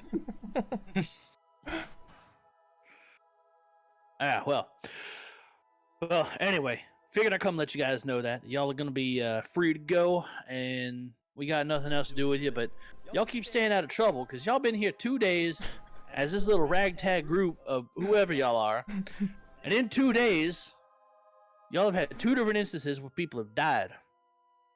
Allegedly. Yeah, exactly. Grease just stares at you with this, are you fucking serious look. Does Mibu have a spell that can help Slag? No. Elsula does, actually. Well, no. I don't think Elsula does. But no, like the only thing Delta that could remove the hangover is like a cure disease spell. Or just a lot of water and roleplay. Sorry, chat was like, somebody do something about Slag, and I'm like, guys. No, that's what my chat was doing. Is like, do we have any herbal teas? Do you have any herbal tea? Slag, are you sure you don't want coffee? Yeah, poison. No, you drink poison. It'll help, though. See, we try to help. All right. Well, with that, Grease takes a roll and munches it. Gives you the nod, and him and his guys leave, and looks back and kind of gives you this weird look, but then he scurries on his way as well. Real quick, DM. Did they by chance? Did I see them at all? At the performance last night. Grease was definitely there. Okay. The other 2 were not.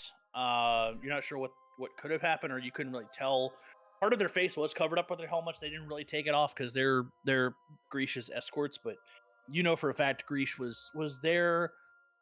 He was off in a corner, just kind of sipping an ale or 2, relaxing for the night, and then he kind of left before everyone else. And well, it's probably too late. But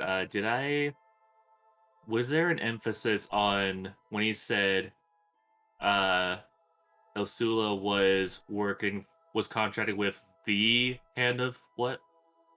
The Hand of Sarconis. The way that he said it was like, yeah, protecting one of their caravans. It was just like kind of adding an exclamation mark to that, that thing, because she was originally contracted. And this is me, OOC, and also if you don't want me to say this, go ahead and stop me now. Essentially, she was contracted as a protection mercenary for this caravan. She had no real affiliation. It was just a simple mercenary job. Okay. All right, cool. That's all I wanted. Mm-hmm. So, upsetting because she's not going to get paid for it now, but... Mm-hmm. I look at Osula and go, oh, so you said you were hired by these guys, correct? Yep. And do you know how much you were getting paid for that? It was an amount yet to be officially determined, but it was supposed to be a sufficient amount upon caravan delivery to Hearthholm. Okay, there you go. Right. Well, that sucks. Yeah, I'm not happy about it. And I reach into my coin purse and I give each of the party members 10 gold. Oh. Wow. Like, guys, we're in this together now. It seems like, yeah, it's D&D logic. We got in this together. Oh, slagger like shinies. Agreed. But yeah, I officially give each party members 10 gold, and say, well, I'm actually quite curious about this hand of Sarconis. Same. And maybe, I look at Kulvak, we can find something in the library. Mibu, you know there's not actually a library here in Sarconis. It's too small a town to support that. Some houses have books, but after the calamity, the writing of full-fledged books is only done really by like the very wealthy. So maybe there's some small libraries in like the nobility homes of Sarconis, the few of them that are on the western side, but outside of that, there's no like city library because most everyone is like super blue collars, like farmers, miners, laborers. Intelligence and knowledge is not really commonplace in Sarconis, at least yet, with it being a younger town. Well, younger and smaller. Gotcha. That's totally true. Sugar mama vibes. So, Kovac is still staring at the amount of gold you gave him because he has never had that much before. And he just keeps looking like at it and then up at you and then like was ignoring you talking about the library because he was confused. Kovac, are you okay? This is a lot.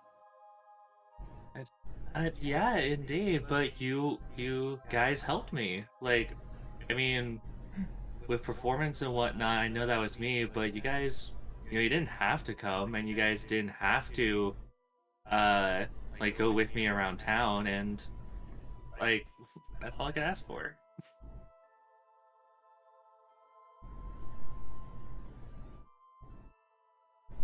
But how about this, Kovac? How about we go shopping and just see what's out there?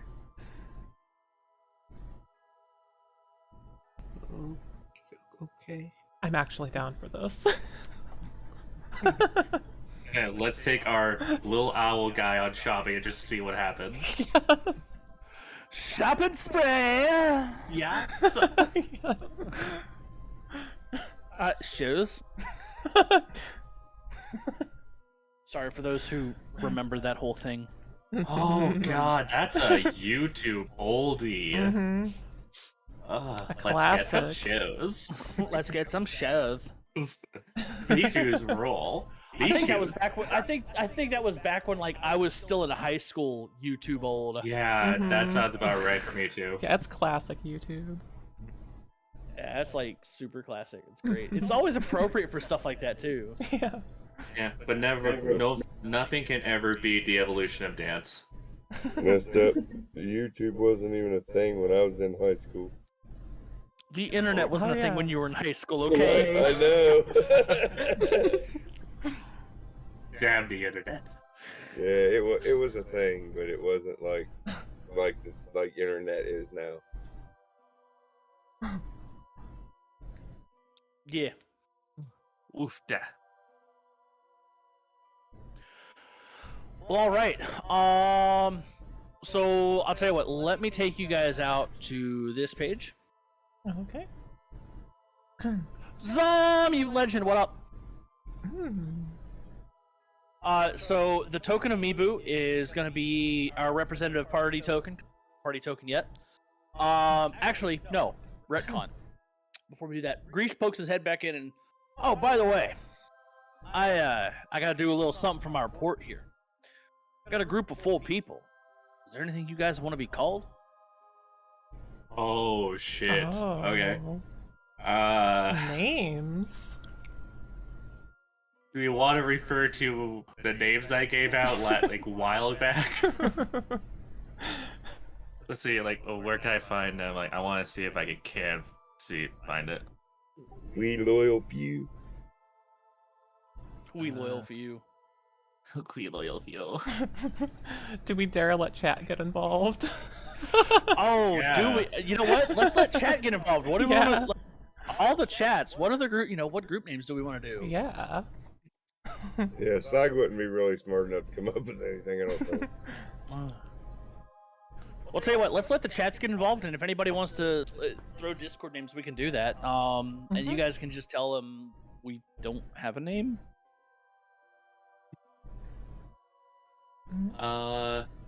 So DM, can we just like quote quote tell them the name, but later on, can we choose our name? You can just tell them like we don't have a name, and that's totally sufficient as well. Like, there's no requirement for actually putting a group name in here. This is just me. Well, this is part of throwing it.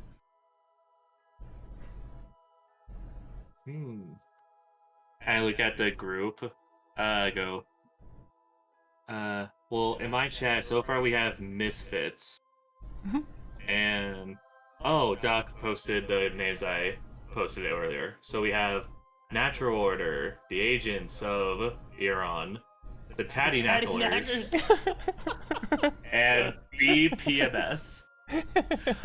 All right. Well, I'll just you know what? I'll just say that you guys don't choose an official name yet, and y'all just run with it. Okay. The Idiots. Wow, Delta, you're gonna call my group the Idiots? Wow. Banned. Yeah, I don't think the last one would Well, work come very to well. think of it, because we Slappy, have a we're new pretty guy. out there. Group name I mean- NWO. There we go. I mean, you had your sorcerer bard just say allegedly killed them. The troublemakers. Troublemakers. There you go. No, this is just me poking to remind that we totally should have a group name, but you guys could actually legitimately just be like, we don't have one.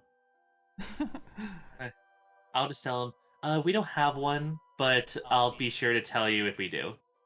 Yeah, All right, I'm gonna count on that, Mibu. yeah, it usually falls in as something happens in role playing, just like on, when the table IDM that Slappy plays in.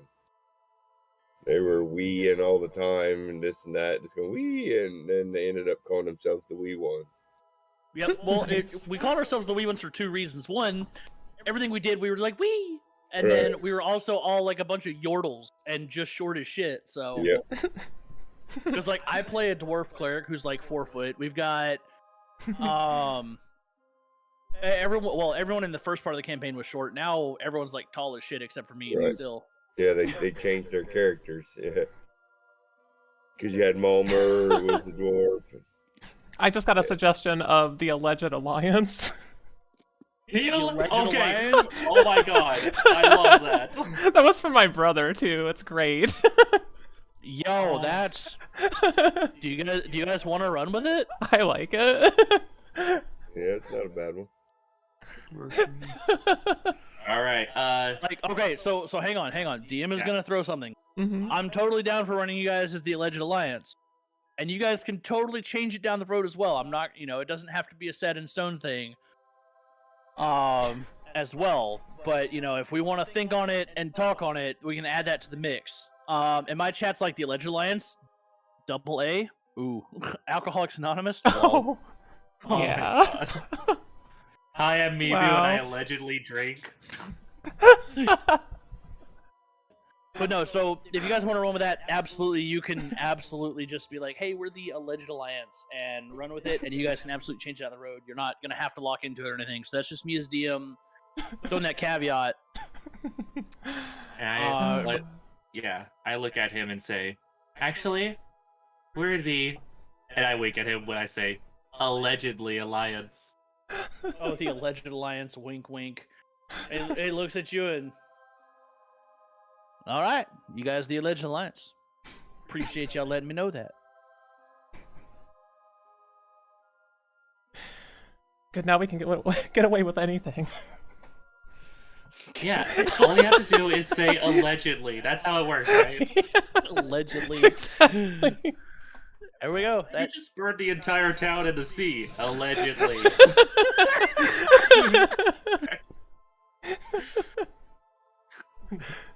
Trust me, I was a bard for literally 12 hours. I know what I'm doing. Oh my god. Okay.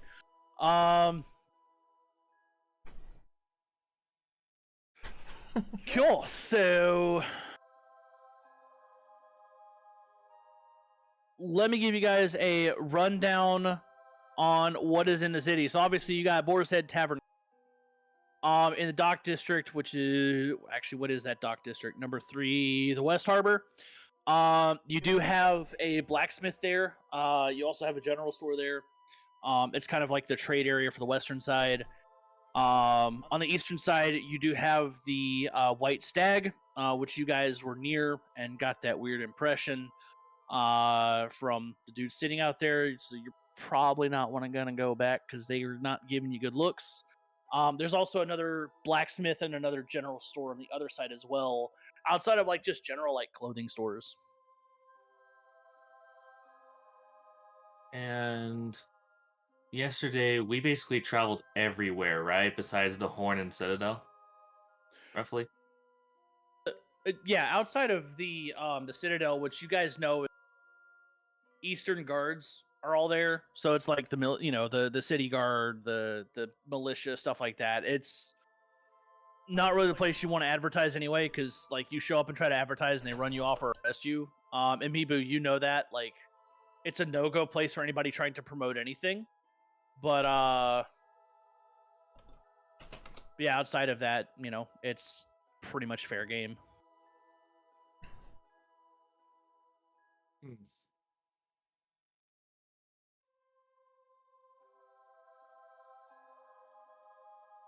I think That's like from experience, allegedly. allegedly. Alright, This I'm is gonna be changing the my meme title. of this entire campaign now. Yup. Yeah. It's all your fault. Look, we allegedly kill them. And, by the way, for my stream title, I just changed it to the it is in quotes, so that is now a thing. Nice. Nice.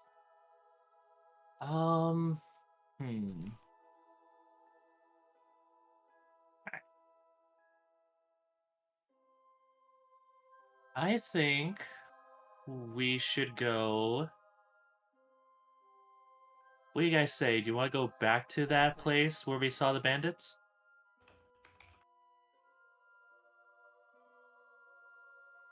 True. We could try to see if we can find anything there.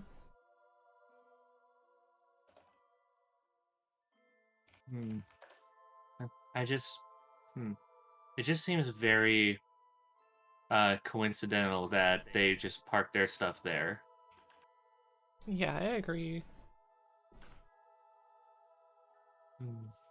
I look at Kovac and Slag. You guys want to come with? So what? What? That, huh? We're going to go check out the quote crime scene of those Hand of Sarconis. Ooh, like smash more? Maybe. Maybe. Possibly. And you can walk off that hangover on the way. It's like go. It's like go. Nice, okay. I'm with you. As soon as Slag says he's going, Kovac just flies up and lands on his shoulder. Aw. Birdman, go with me. Aw, they're friends. Alright. It's great. It's great. All right. So you guys walk your way down the main road. Y'all are just chilling. You get a couple of weird looks here and there from folks who aren't like completely certain, but they're like, and at one point you do hear a whisper like, "Look at that! This group just killed." And you don't really make much of it, but you're just like, "Man, we're already getting talked about." You do make your way over to where you had that fight with those Hand of Sarconis goons yesterday, and you realize that the bodies are picked up, everything is back to normal. You do remember that when the guards, or when those Hand of Sarconis goons came out, there wasn't like a cart or anything in the way or in the street that was like weird, at least in this part. You do remember that at the White Stag Tavern, there were the two like sketchy looking motherfuckers sitting at the front of it, but that was about it. Hmm. Hello. Hooray. Yeah. Okay. Yeah, so you guys get the crime scene, Oh. or the alleged crime scene, should I Mhm. say?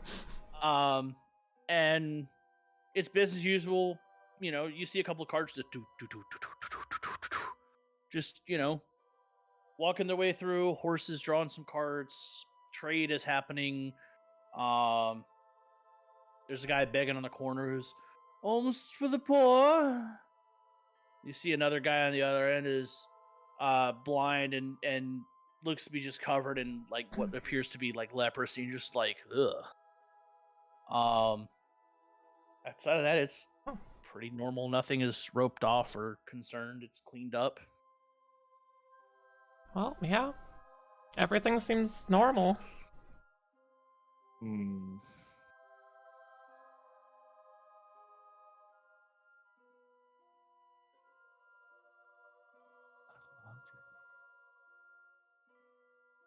All right. Does Slag feel like everything is it should be around the area? Everything feels good. My danger sense, hasn't kicked in, has it? Make an investigation check for me. All right. Because I know I got my danger sense here. Let's see, investigation. Yeah, that just gives you an advantage on dex saving throws from effects that trap spells, etc., etc. Right, but it's telling me that I have an uncanny sense of knowing when there's something wrong around. Yep. Nope. Everything is as it should be. People are going about their day. A couple people give you some weird looks, and see one person. You see a half orc come walking by Slag, which is rare because you normally never see orcs in this town. It's a half orc female, and you see her look at you, and she starts checking you out. Down to the bottom, up to the top, and she gives you a little wink as she goes by. But I mean, outside of that, everything else is normal. Okay. Can I do a detect good and evil? I don't know, like the range on that and stuff, though. Detect good and evil is.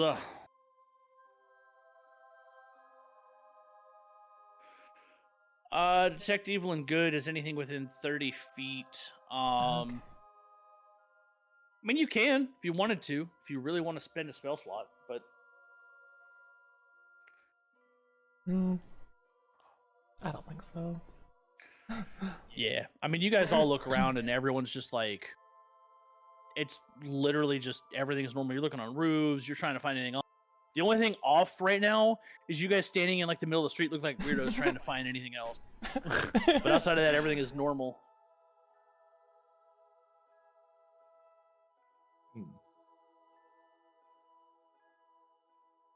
Well, should we go somewhere else? What about that alley that we saw the hooded figures go into? You mean come from? Yeah. No, like from the first night, I believe. Oh, that's back over at the Boar's Head. Oh, yeah. Okay, yeah. I thought we already investigated that one. Yeah, that one you got. That one you guys invested. Yeah, I'll tell you guys, you found some thieves' cant writing. But outside of that, like, y'all didn't find anything. No footprints, no nothing. Jackson was pissed at you, but that was about it. Well, that's Jackson. Jackson's fine.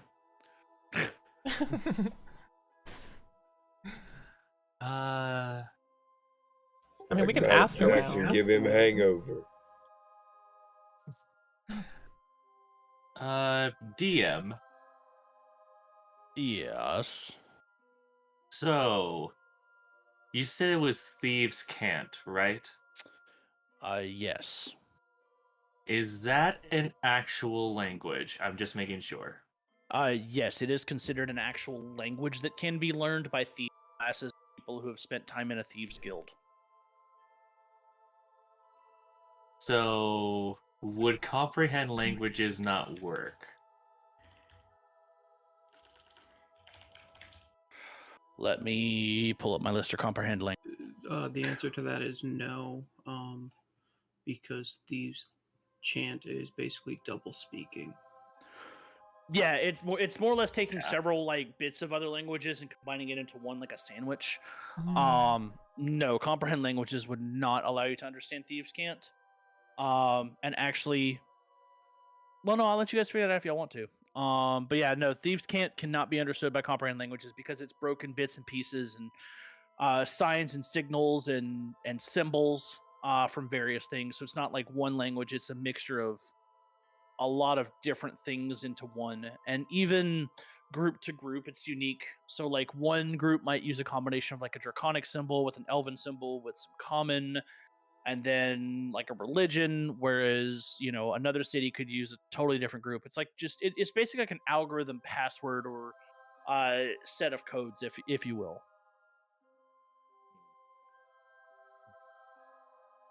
All right.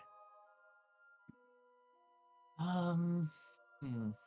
If we Yeah, I only guess. had a rogue. Yeah, if only we had a rogue. If only you had a rogue. Wasn't who was it? Our other player, the 5th player that was supposed to join, was he supposed to be a rogue? So Calathian was supposed to be a grave cleric, be your healer. Ah, Mm. gotcha. We need to find somebody else to feel it. Yep, we are still looking for a 5th player, so Mhm. I still think Dan should do it, but you know how it is. what? So I think, excuse me, I think Dan should do it, personally, but you know how it is. I've asked him, he said no. I know. Mm. Makes me sad, man. Dan's a great role player. He did good in that campaign that I had him in. Um. Huh.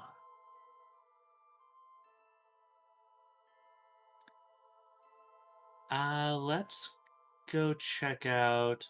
Let's just walk around the town and just see what happens. Okay. That sounds good. Where do you guys want to go first? Let's go. Let's make a giant circle. So, like, go to 2, then 1, then 4, then 3, like in that area.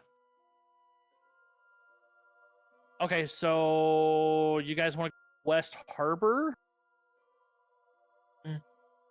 Chat's like, go to the red light district. Oh my god. My gosh. No, let's start with the Cabbage Harbor.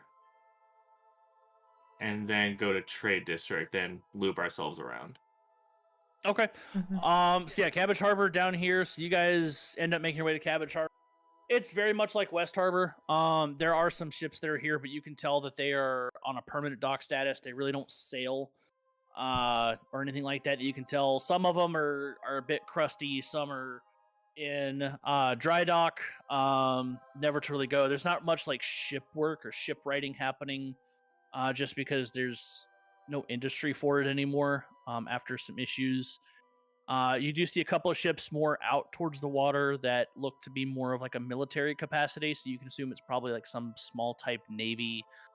Outside of that, it's pretty much just rough and tumble blue collar. There's very little activity outside of the blacksmith that is here, which that blacksmith is called Durgan's Forge. So that, and then there's just a general clothing store where you can get just like basic clothes for daily purposes. Nothing really special or extra articulated or anything like that.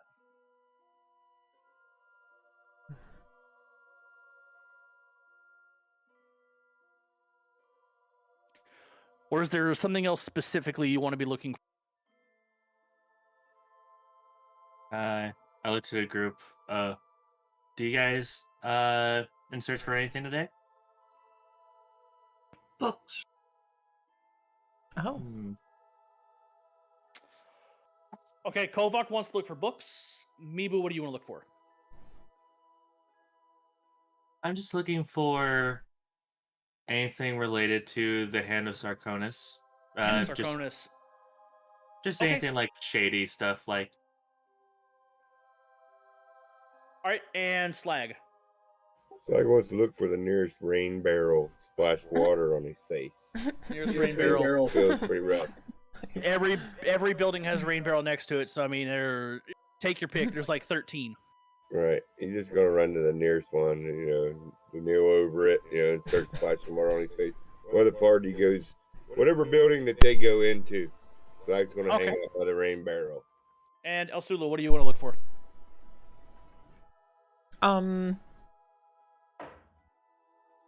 Let's see what the blacksmith has.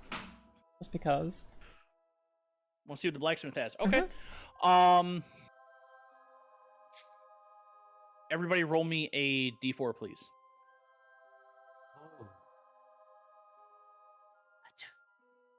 Oh. Dang. Got a 4. Nice.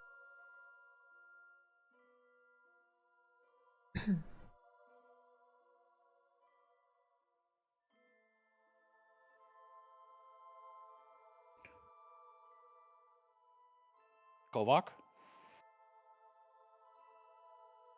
Hold on. What am I holding on to?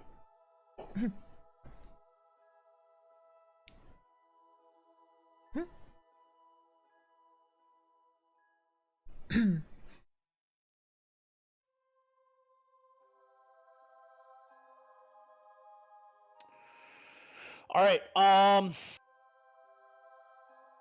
right, Asula, we'll start with you. So you wanted to go to Durgan's Forge. The Forge is nothing special. It's run by a human. His name is Durgan. Hence the name Durgan's Forge. It's definitely not a grand forge by anything. You've seen better forges. It's enough to like make things, you see him working on like a sword. He works on basic plate pieces for armors. Nothing like super extravagant, but enough to get like basic gear if you needed to. Here and there. As you guys walk up to Durgan's Forge, hello, my name is Durgan. I'm the Forge Master here. What can I do for you?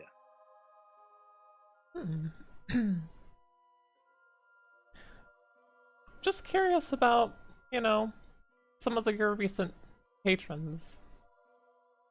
You have anyone around that's kind of suspicious looking? I mean, the most suspicious is obviously you, but I mean, to be honest. Well, aside from me, I mean, of course. You asked for suspicious, so just being honest here, my lady. I'll take that as a compliment.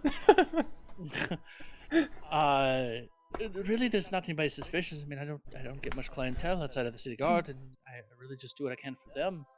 No one else really needs stuff outside of a mend here, a fix there for farming equipment, and there's not really anybody or anything else I make. I make big swords and pieces of plate all day long. Nothing really suspicious about that I can think of. Huh. Okay.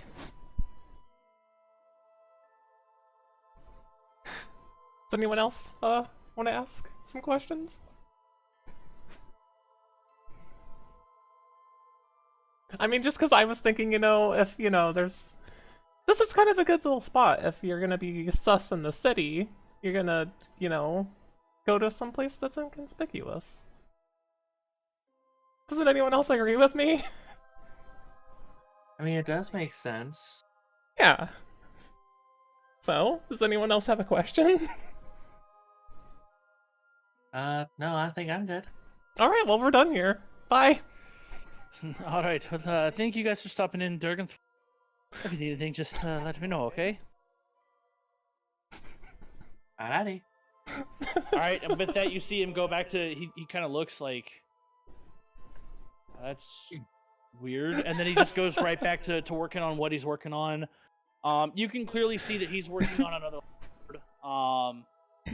And then on the table of stuff that he still has to do, you see 2 broken farming hoes as well as a broken farming sickle. So he's got a lot of riveting work going on, I guess I would say. Well, I'd say we were the highlight of his day. Yeah, I think so too. Well, my work's done here, so on to the next place. On to the next place. All right. So next up was gonna be Slag, who just wants to watch. So Kovac, what did you want to? You wanted to look for books, right? Yeah. Roll an investigation check with disadvantage. And it's disadvantage because books and libraries and book stashes are very, very uncommon in the eastern part of Sarconis. You look around, and I mean the homes here are pretty much just whatever rock and mortar they can put together and thatch roofing. It's very poor, not a lot of money, and you're like, well, if I'm gonna find books, I might find one if I'm lucky. But you don't see anything standing out that would indicate books, library, or anything like that for knowledge seekers.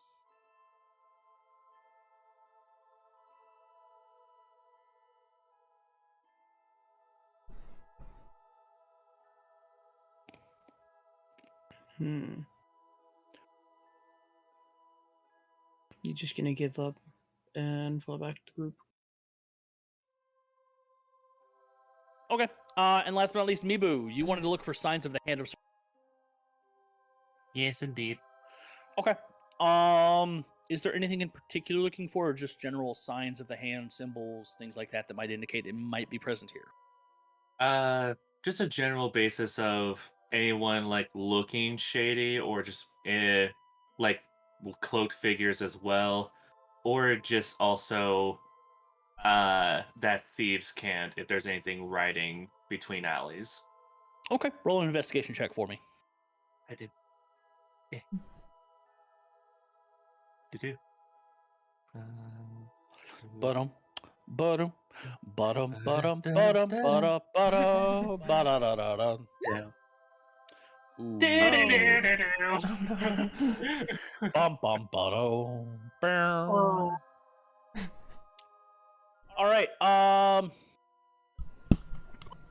So yeah. Unfortunately, you look around and you're just like, I don't know what the fuck I'm looking for. Shoot. Inspiration.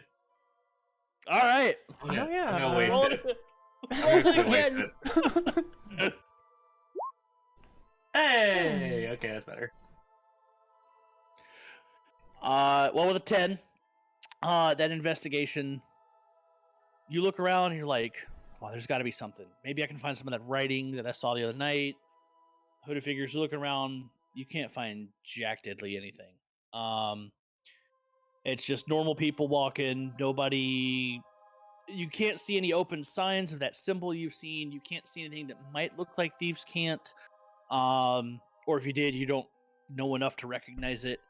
And there's definitely no hooded figures running around looking all weird. If anything, you're the, again, weird one around here because they're all just like, what's this person doing? Walking on.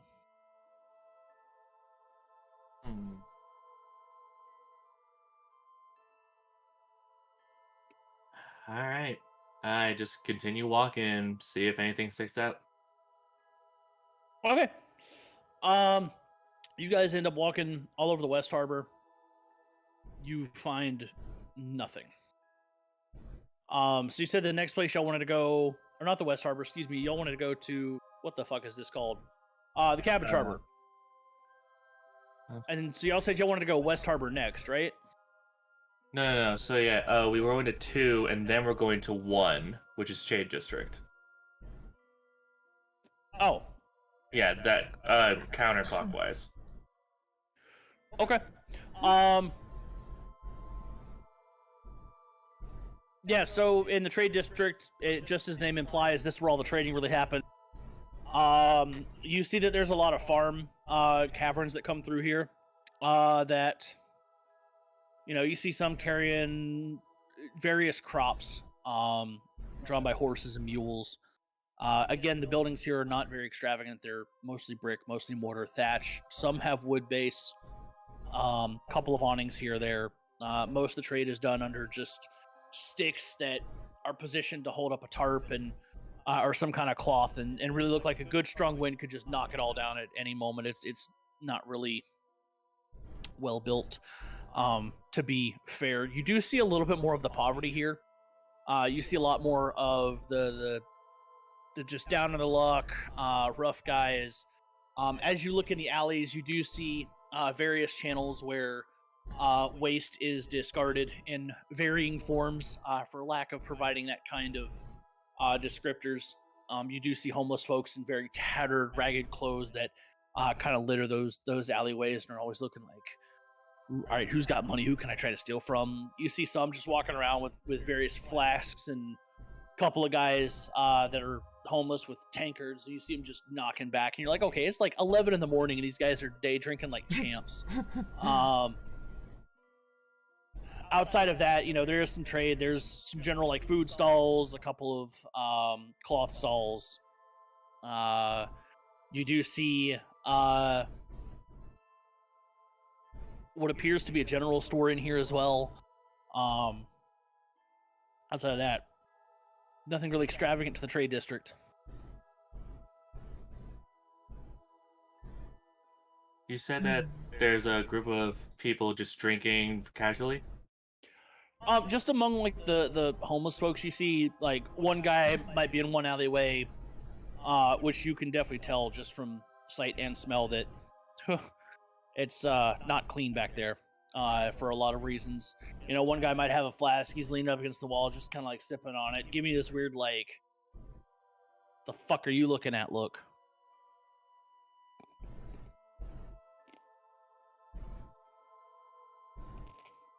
Anything else from the group? It's like just following along. Doesn't seem to be much here. Yeah, it seems like it's just a normal day. And I guess continue on to 3 chapels, I believe. Okay. You guys get to right about the same point as yesterday when you're ambushed. There's just a lot of people walking around. Middle of the day, a lot of trade is happening. Events are going, people are there. It's getting on lunchtime, so we'll say that you guys just grab a couple of things from one of the stalls in the trade district as you guys head back out. As y'all get to the West Harbor, you do know that there is another general store here and a blacksmith. The blacksmith, you can tell, is called the Dragon's Tail. And then the general store, this one is called the Lion's Crest. Very plain as day. They're actually right across the street from each other. They do a lot of work.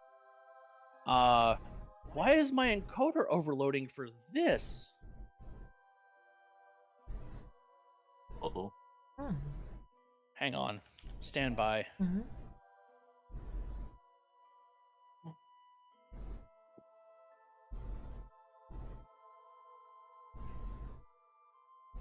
Oh, that's why. Fucking some shit from Corsair is failing hard. Anyway. Yeah, I just turned on my task manager and it's like 2 gigs of your RAM is being devoted to Corsair service. Like, what the fuck? This is why I want to get away from Corsair stuff when I can afford. Fact of the day. Yeah. Shit. All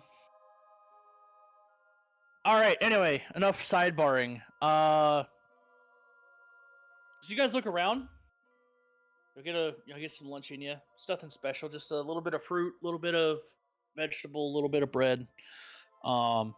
Just to keep you going. You guys get to the trade district. You're looking around. You don't really see anything there. The people here.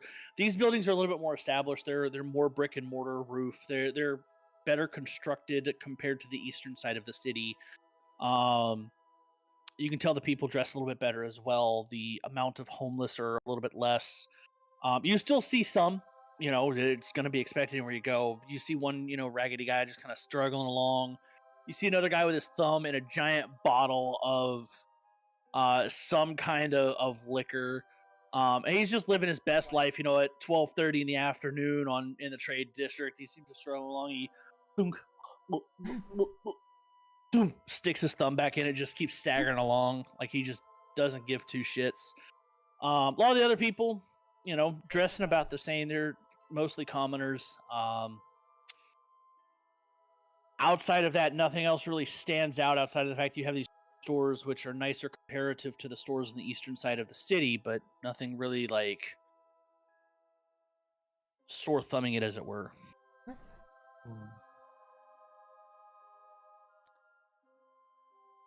Yeah, it seems like today's an average day today. Not pretty much.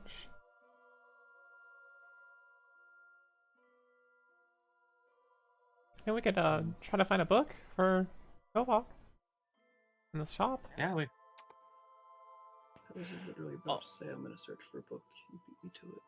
Kovac, run a regular investigation check for me. No advantage. Because if you're going to find one, it's going to be more in this area of the city.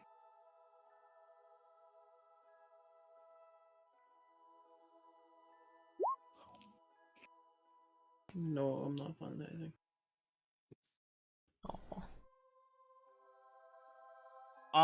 Oof. And So you go looking around and you're like, there might be a book here, but you don't see anything for books in the area. This is still like a very commoner area. Mibu would know, like up in the corner beyond the boar's head is where you would find like maybe some kind of books, but here it's mostly trade and business. I go, actually, I just remembered like where it could be, and I go to that place that you pinged.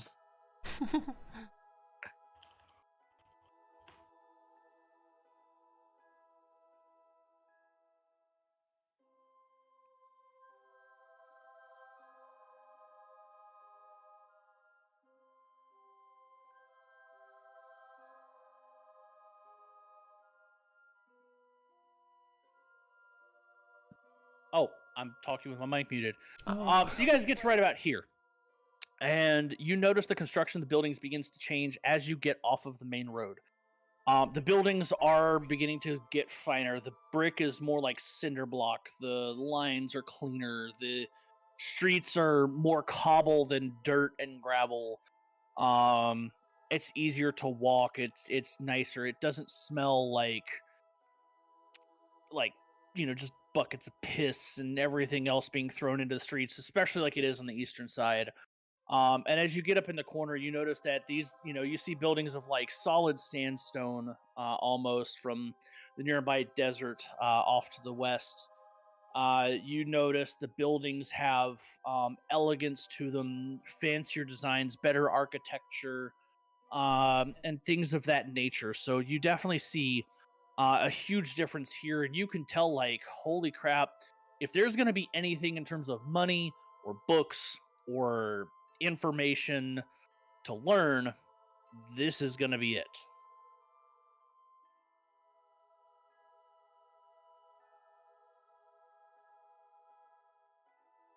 Yeah, this place seems a lot more promising. We should try to find someone who might know something.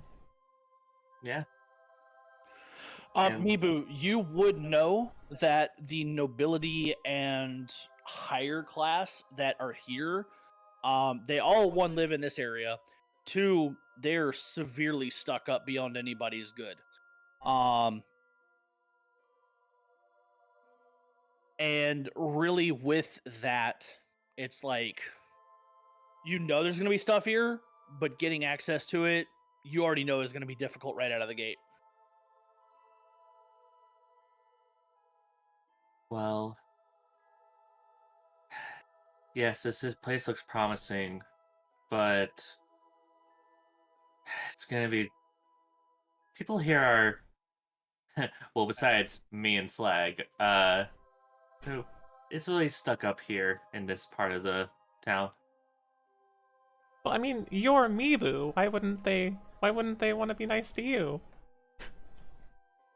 Let's just say these are higher up people, and they don't think performers are that much of a, quote, influencers.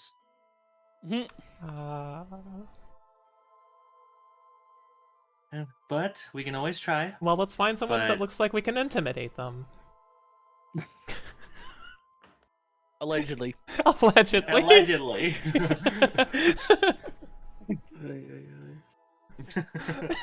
So Kovac, while they're discussing, is gonna walk up to the first door and just knock on it.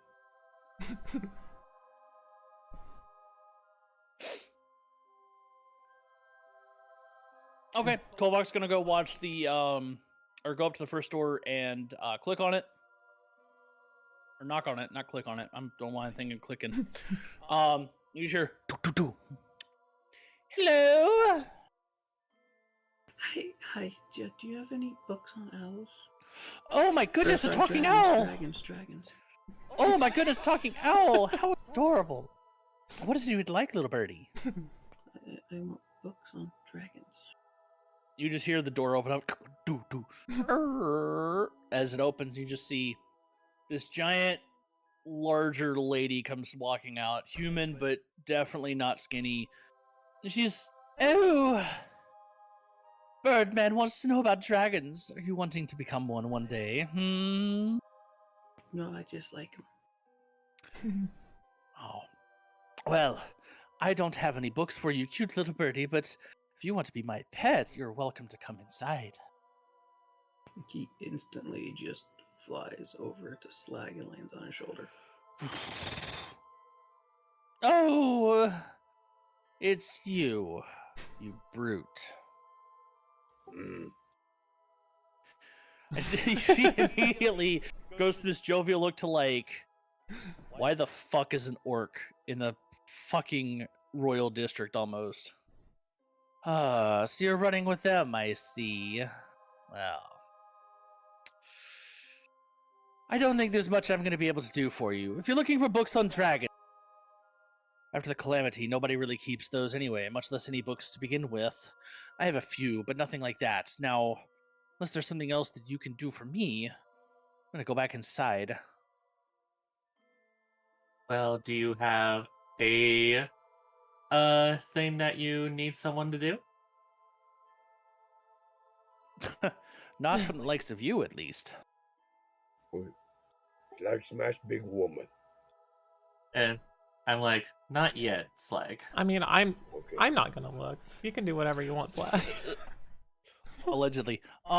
Slag, as you say that, she kind of scoffs, and then you see 4 city guard off to your right that are guarding another door to another noble's mansion, and they all immediately reach for their swords when they hear you say that, and like, don't do it.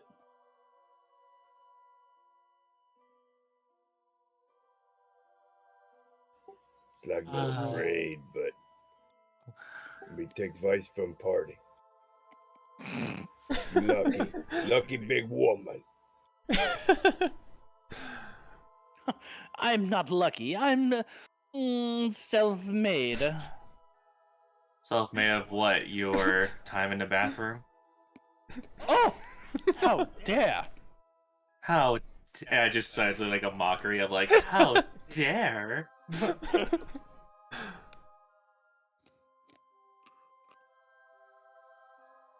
Well, what a rude little group. That'll be enough of you. And she just goes inside and wham, slams the door.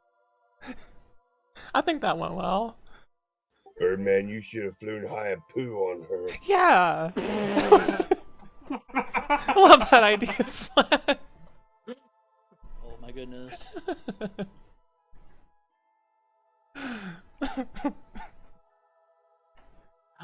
Well, there's more houses around here. Which one should we go to next?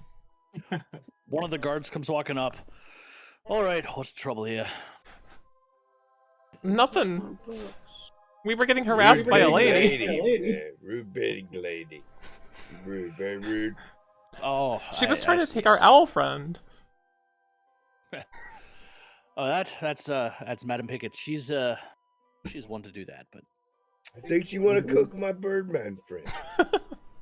no, she wants him as a pet. She's an exotic animal collector of sorts. She big lady. She gonna eat him.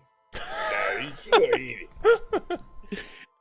The guard just looks at you and right, whatever. I'll be honest with you, the This area is really reserved for the nobility of sorts. If you got money, I'm have gonna power.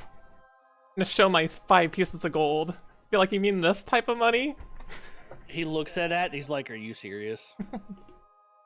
He looks at the gold, looks at you, looks at the gold, like,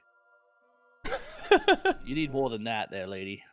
So I got power. And he's gonna hold his arm up, flex a little, and point at his muscles. See, power.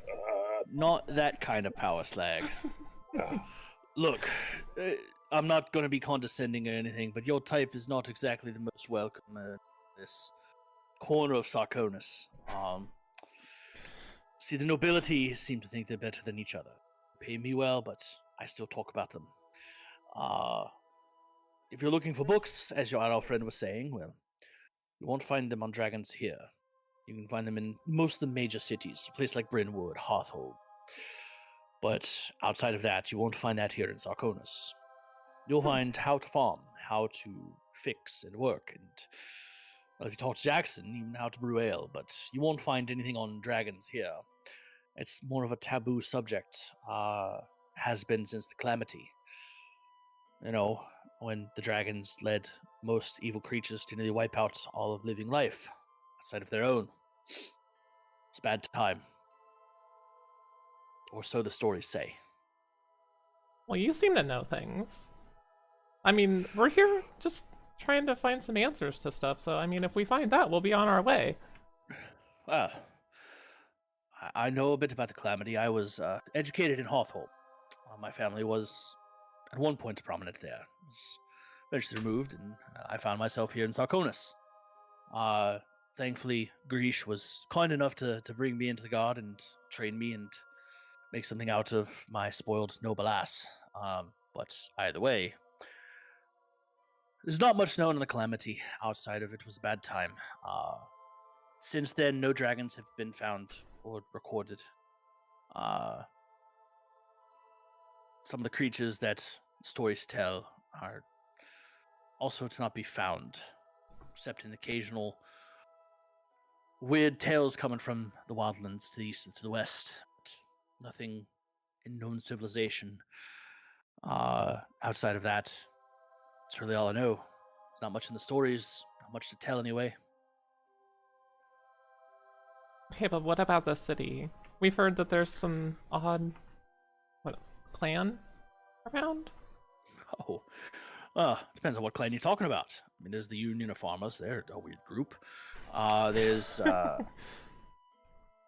Hand, but we really don't know much about them. We just know that they operate here in Sarconis. They're trying to do something. Honestly, the investigation's a bit above my pay grade, but I do know what I've heard, and they operate somewhere here. They have some kind of base of operations, but as to what or to where, we have not been able to find it. They show up, they do things, and then they leave. They typically don't leave any trace. The only time that we've had anything left behind from them was when your group got involved the last 2 days. But outside of that, we've not had any solid leads on the Hand since then, or before. Do you know anyone that might know more information? Captain Grish, if anybody. He's the one heading up the investigation, has been for months. Of course, I warned him to be careful. Anyone who's tried to investigate the Hand prior to the captain, well, shortly thereafter, sometime, the Hand got wind of it, then they disappear. No trace of them to be found, no body, no struggle, no nothing. Just gone, middle of the night. Interesting. I think that's where our next lead is going. I think so. Yeah, I was gonna say I was gonna turn back to the group and just kind of ask, like, what do you think of all this? Is this kind of information we're looking for? Yeah, it's exactly what we're looking for. And I think we should try to go and talk to this other guy. Sounds good to me. All right, well, I mean, I'm sure you know that you can find the captain of God House, and when he's not there, he goes to the Bull's Head, and after that, he goes somewhere. He doesn't go home typically, but he goes somewhere. I guess that's why he's never disappeared yet after months. Maybe he's careful, he's hiding, I don't know, but it's not my place to know that either. He's the captain and I'm not. I'm just a simple private and everything. I just do what I'm told. Can I still see the shop that lady was in? You mean the house? Or the house? Yeah. Yeah, y'all have been standing in front of it the whole time. Okay, cool. Is she like looking? Is she like looking out the window? Is she paying attention at all? Oh, okay, then never mind. She slammed the door and was like, "Fuck all." I don't know if she was curiously looking out the window. Okay, then never mind. No, she was insulted, so she's like, "Fuck you." Is there any plants nearby? So I just gotta pee.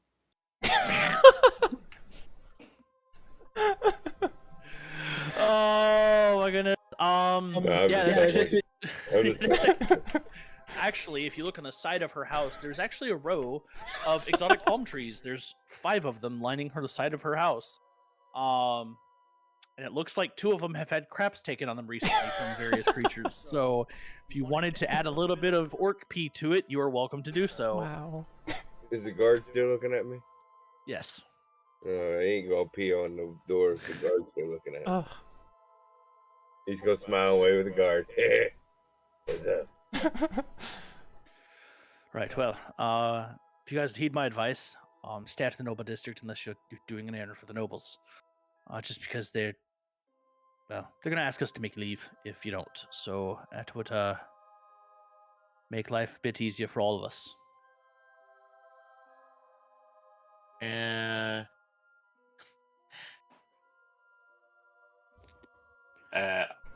God, I'm gonna do this for Slag. Okay, hold on. Oh shit, he's gonna distract the guard. Yeah, that's what I was thinking too.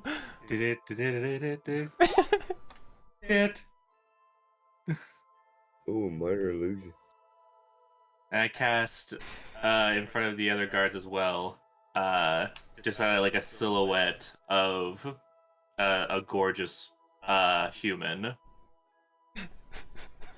Well, Slag might get caught watching that. Hey, look at Slag. Focus. Right. But yeah, I officially cast Minor Illusion for that. Wait, what do you do with it? You just create a sound or image with an object that's in range. I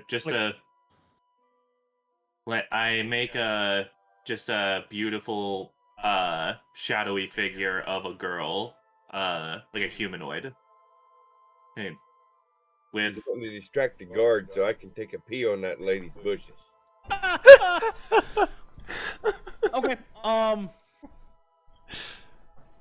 wow. Make a stealth check for me, Mibu. okay.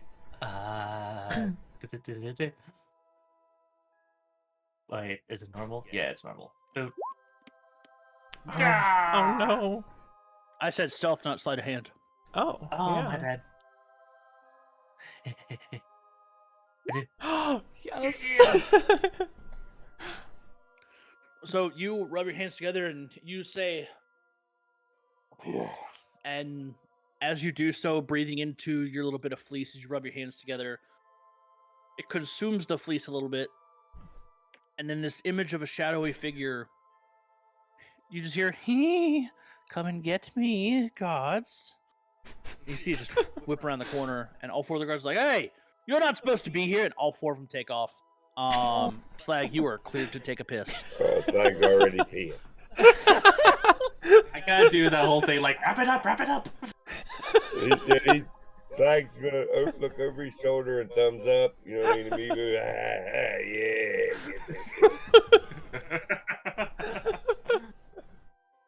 Oh my god. It's extra strong. It's extra strong too, man, from all the drinking the night before. So yeah, it's good and toxic to these plants. Is there a window near these plants, BM? Yeah, there's one in the middle of all of them. And is it closed by chance or? No, it's open. Okay, cool. Yeah, it's been a beautiful day, just partly cloudy, so the windows are open, letting a breeze in. There's gonna be something breezy in. Oh my god. I can't with you guys. So, okay. I'm also gonna do this. Well, as you set that up, so Slag, you take your leak. You don't have any issues with that, and it is, as you said, it is very strong with your orc physique, orc metabolism, and with the way that your body processed alcohol. You guys are just sitting there, and she like come. Oh, what is that dreadful smell? Oh, you're still standing here, aren't you? Oh my god. I cast Fireball on the pea.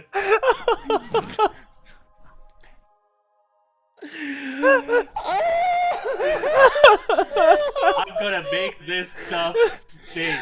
That's firebolt. Okay. Fireball.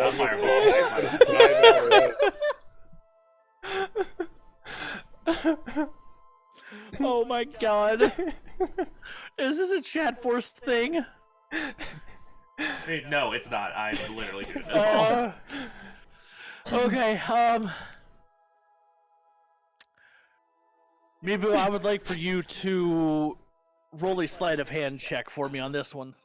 Okay.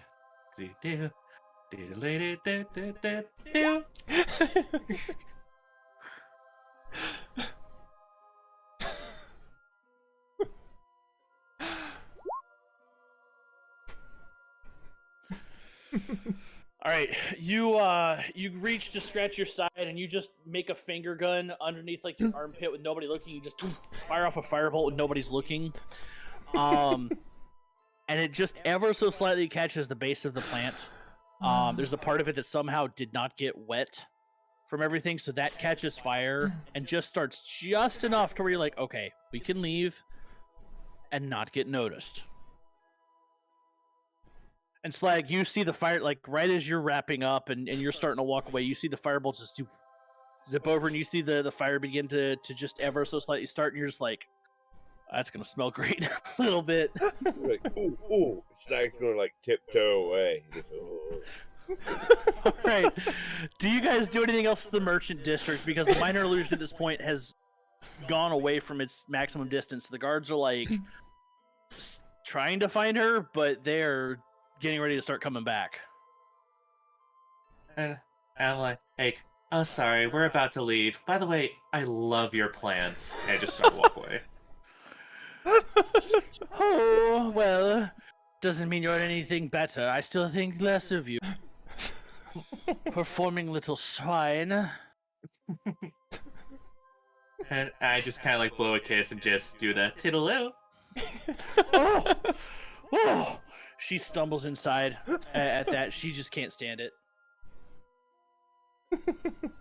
And yeah, and I just bolt whip the group, just like, go.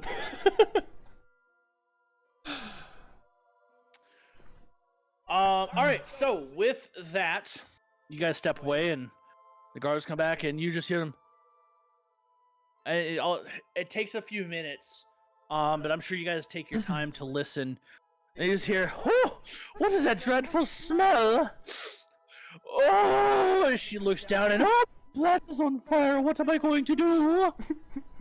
And then the guards come running over, and they're like, oh, quick, put it out. And you see the smoke begin to billow, and as they run up, you hear just, oh, as even they can't stand the stench of the several various animal excrements that were left over on the plant in combination with Slag's urination.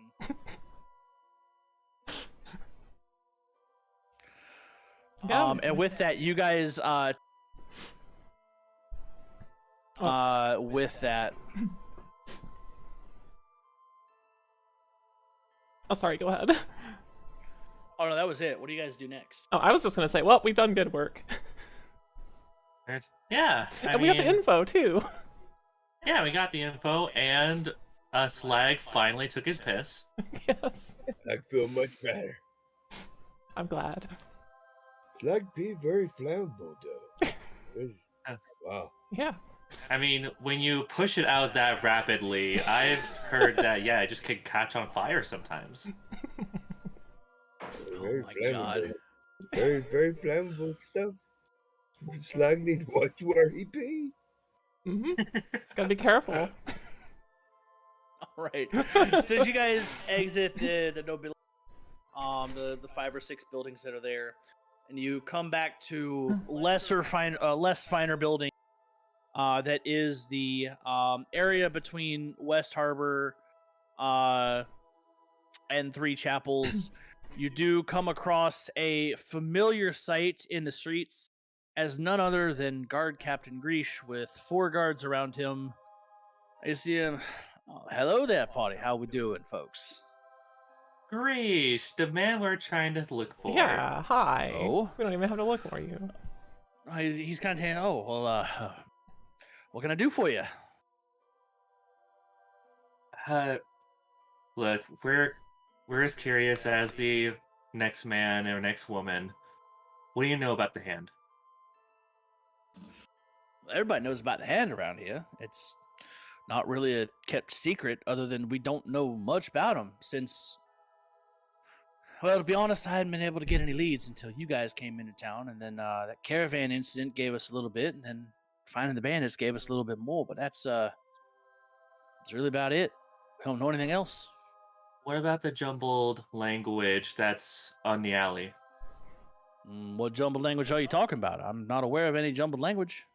And I say, come with me, and she just skips her way to it, and I'm going to where that thieves can't language is.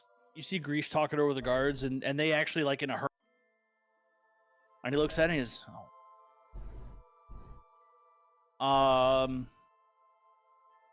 So you take him to where you remember the thieves can't being, and then you get there, and there's nothing on the wall that's been wiped away.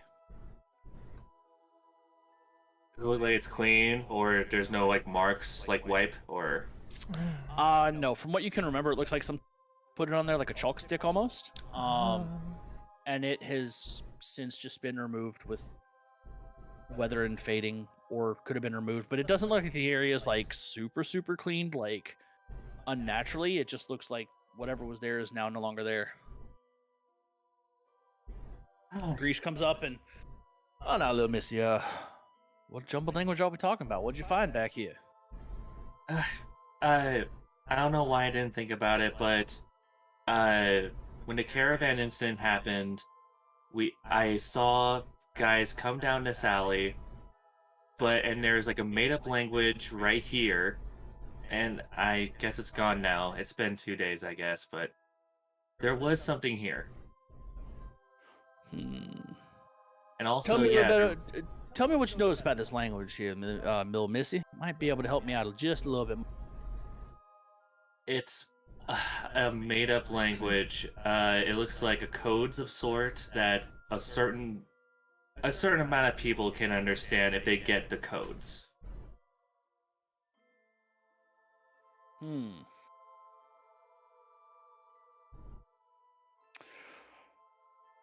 All right. Well, we'll have to take a look out for it. I'm not aware of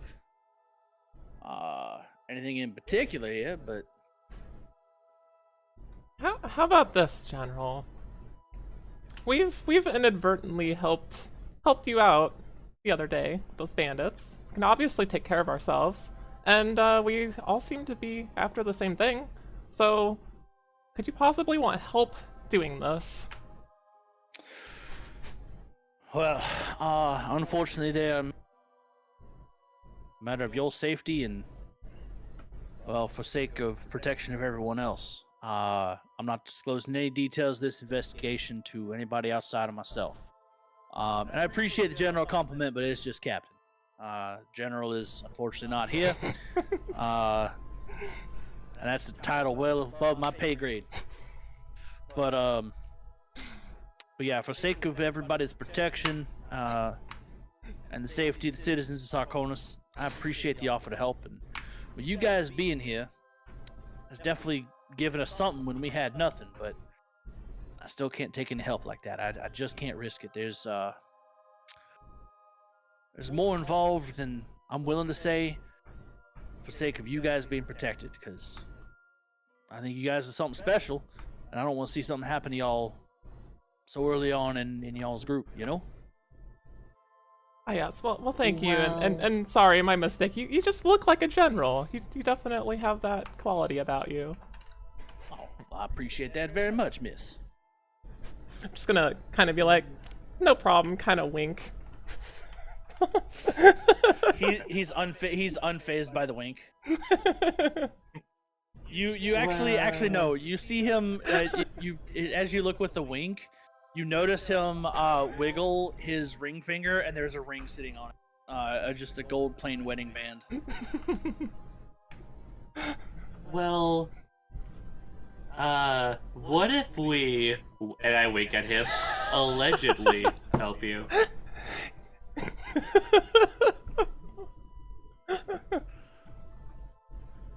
I would encourage y'all not to allegedly help me. I would encourage you guys. There's plenty of adventuring to do in this world. There's a lot of stuff that needs to be done. There's a bounty board at the city center, just over there next to the river. If you guys want to find some work and help somebody out, we'll go do one of those jobs. Go clear out some kobolds or fight a goblin camp or something. But dealing with the hand, my predecessor tried to deal with the hand. My predecessor's been gone now for 1.5 years. The one before him was removed within a month of starting to look into the hand. I don't want that to happen to you guys. So, believe me when I say, I don't want y'all to get involved. And to be quite frank with y'all, it looks like the hand has already got their hand on you. They've already come after you twice. I'd imagine they're going to come again. Well, that's exactly why we're trying to get out ahead of this, because we're already in it. I'd rather y'all not be, to be honest with you. This is a nasty group. They're trying to do a lot of things here and there, and they got fingers in places that I don't even know they got fingers in places, and that's kind of disturbing, but that's neither here nor there. But to be fair, well, I'll just say for now, go about your way. Do something on the bounty boards. Get to know the people. If y'all gonna look into them, don't tell me about it, because I'm gonna tell you to get your noses out while you got a chance. Haha, okay. I look at him. And I wink. I'm gonna wink and be just like, oh, okay, I understand. I look at him and say, I understand. I mean, I get where, someone could put their fingers into some place that shouldn't be fingered. And I do get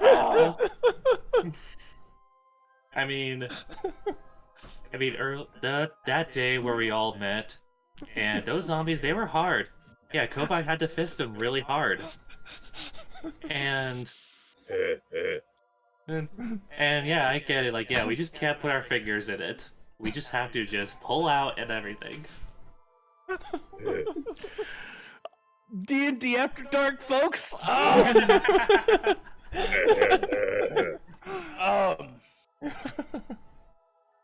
And I say, okay. Hey, and can I quickly, insight him a bit when he talks about the hand is out of our hand? Yes, absolutely. Okay. I'm working on D&D theories. Insight. Okay. Boop.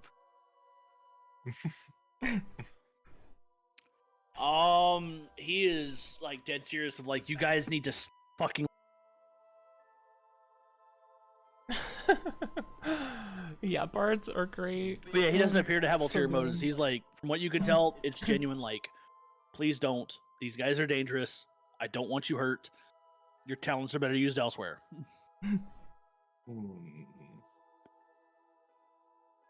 Alrighty. And I just wink and alright guys, I guess our job is done. I guess so. And where did you say that billboard for bounties are? Oh, it's over there next to the river. You keep walking down the main road. There's that board that's right on the bridge on one of the sides. It's gonna have various job requests open up there. It should just list who's requesting, where to go talk about it, what needs to be done, and how much it's gonna pay. Just a little bit extra work around here for the folks who maybe a little more adventuring inclined, things like that. Noted. Well, thank you so much. I'm sure that we'll see you very soon. I'm hoping the next time it's at one of your concerts, Mibu, and not me trying to investigate y'all for breaking another crime in my city. Well, don't worry. You can always stick your finger in me.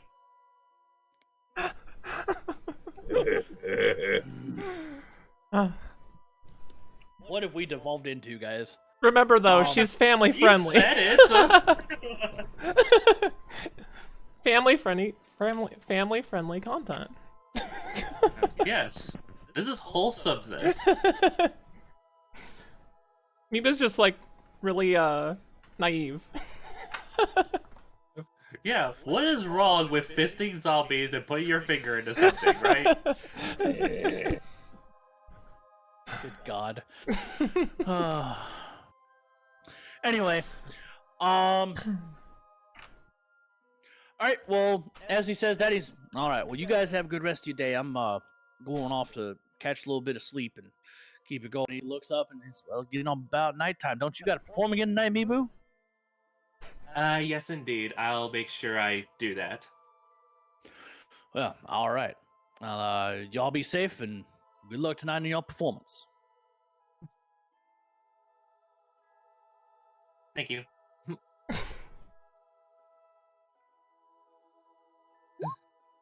I quickly turn to the group.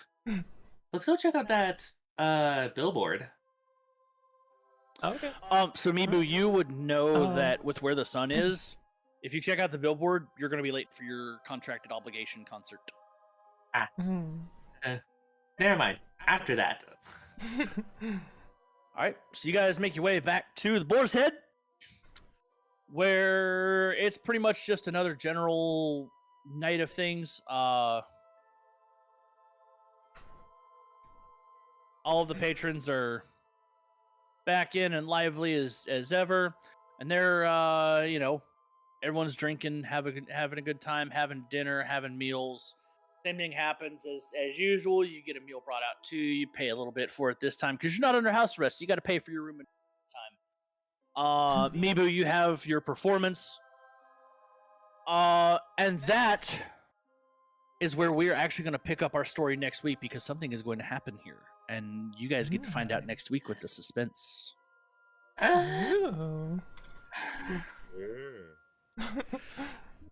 Shorter week this week, but you guys get the real good stuff next week.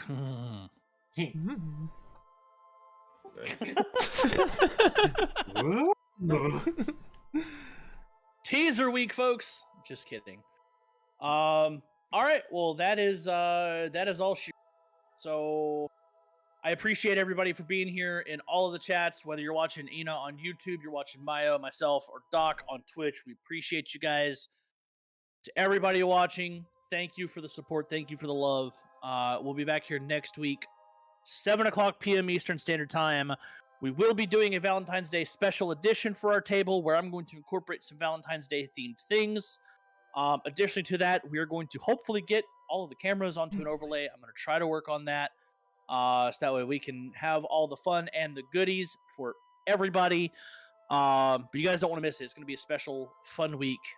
Even for those of us like myself who are not inclined to Valentine's Day, we're still going to make something fun for everybody regardless. Hell yeah. Yeah.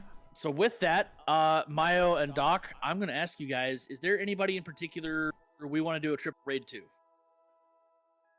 Doc's been off for a long time. Boo! Oh. He dropped into AFK here in Discord even.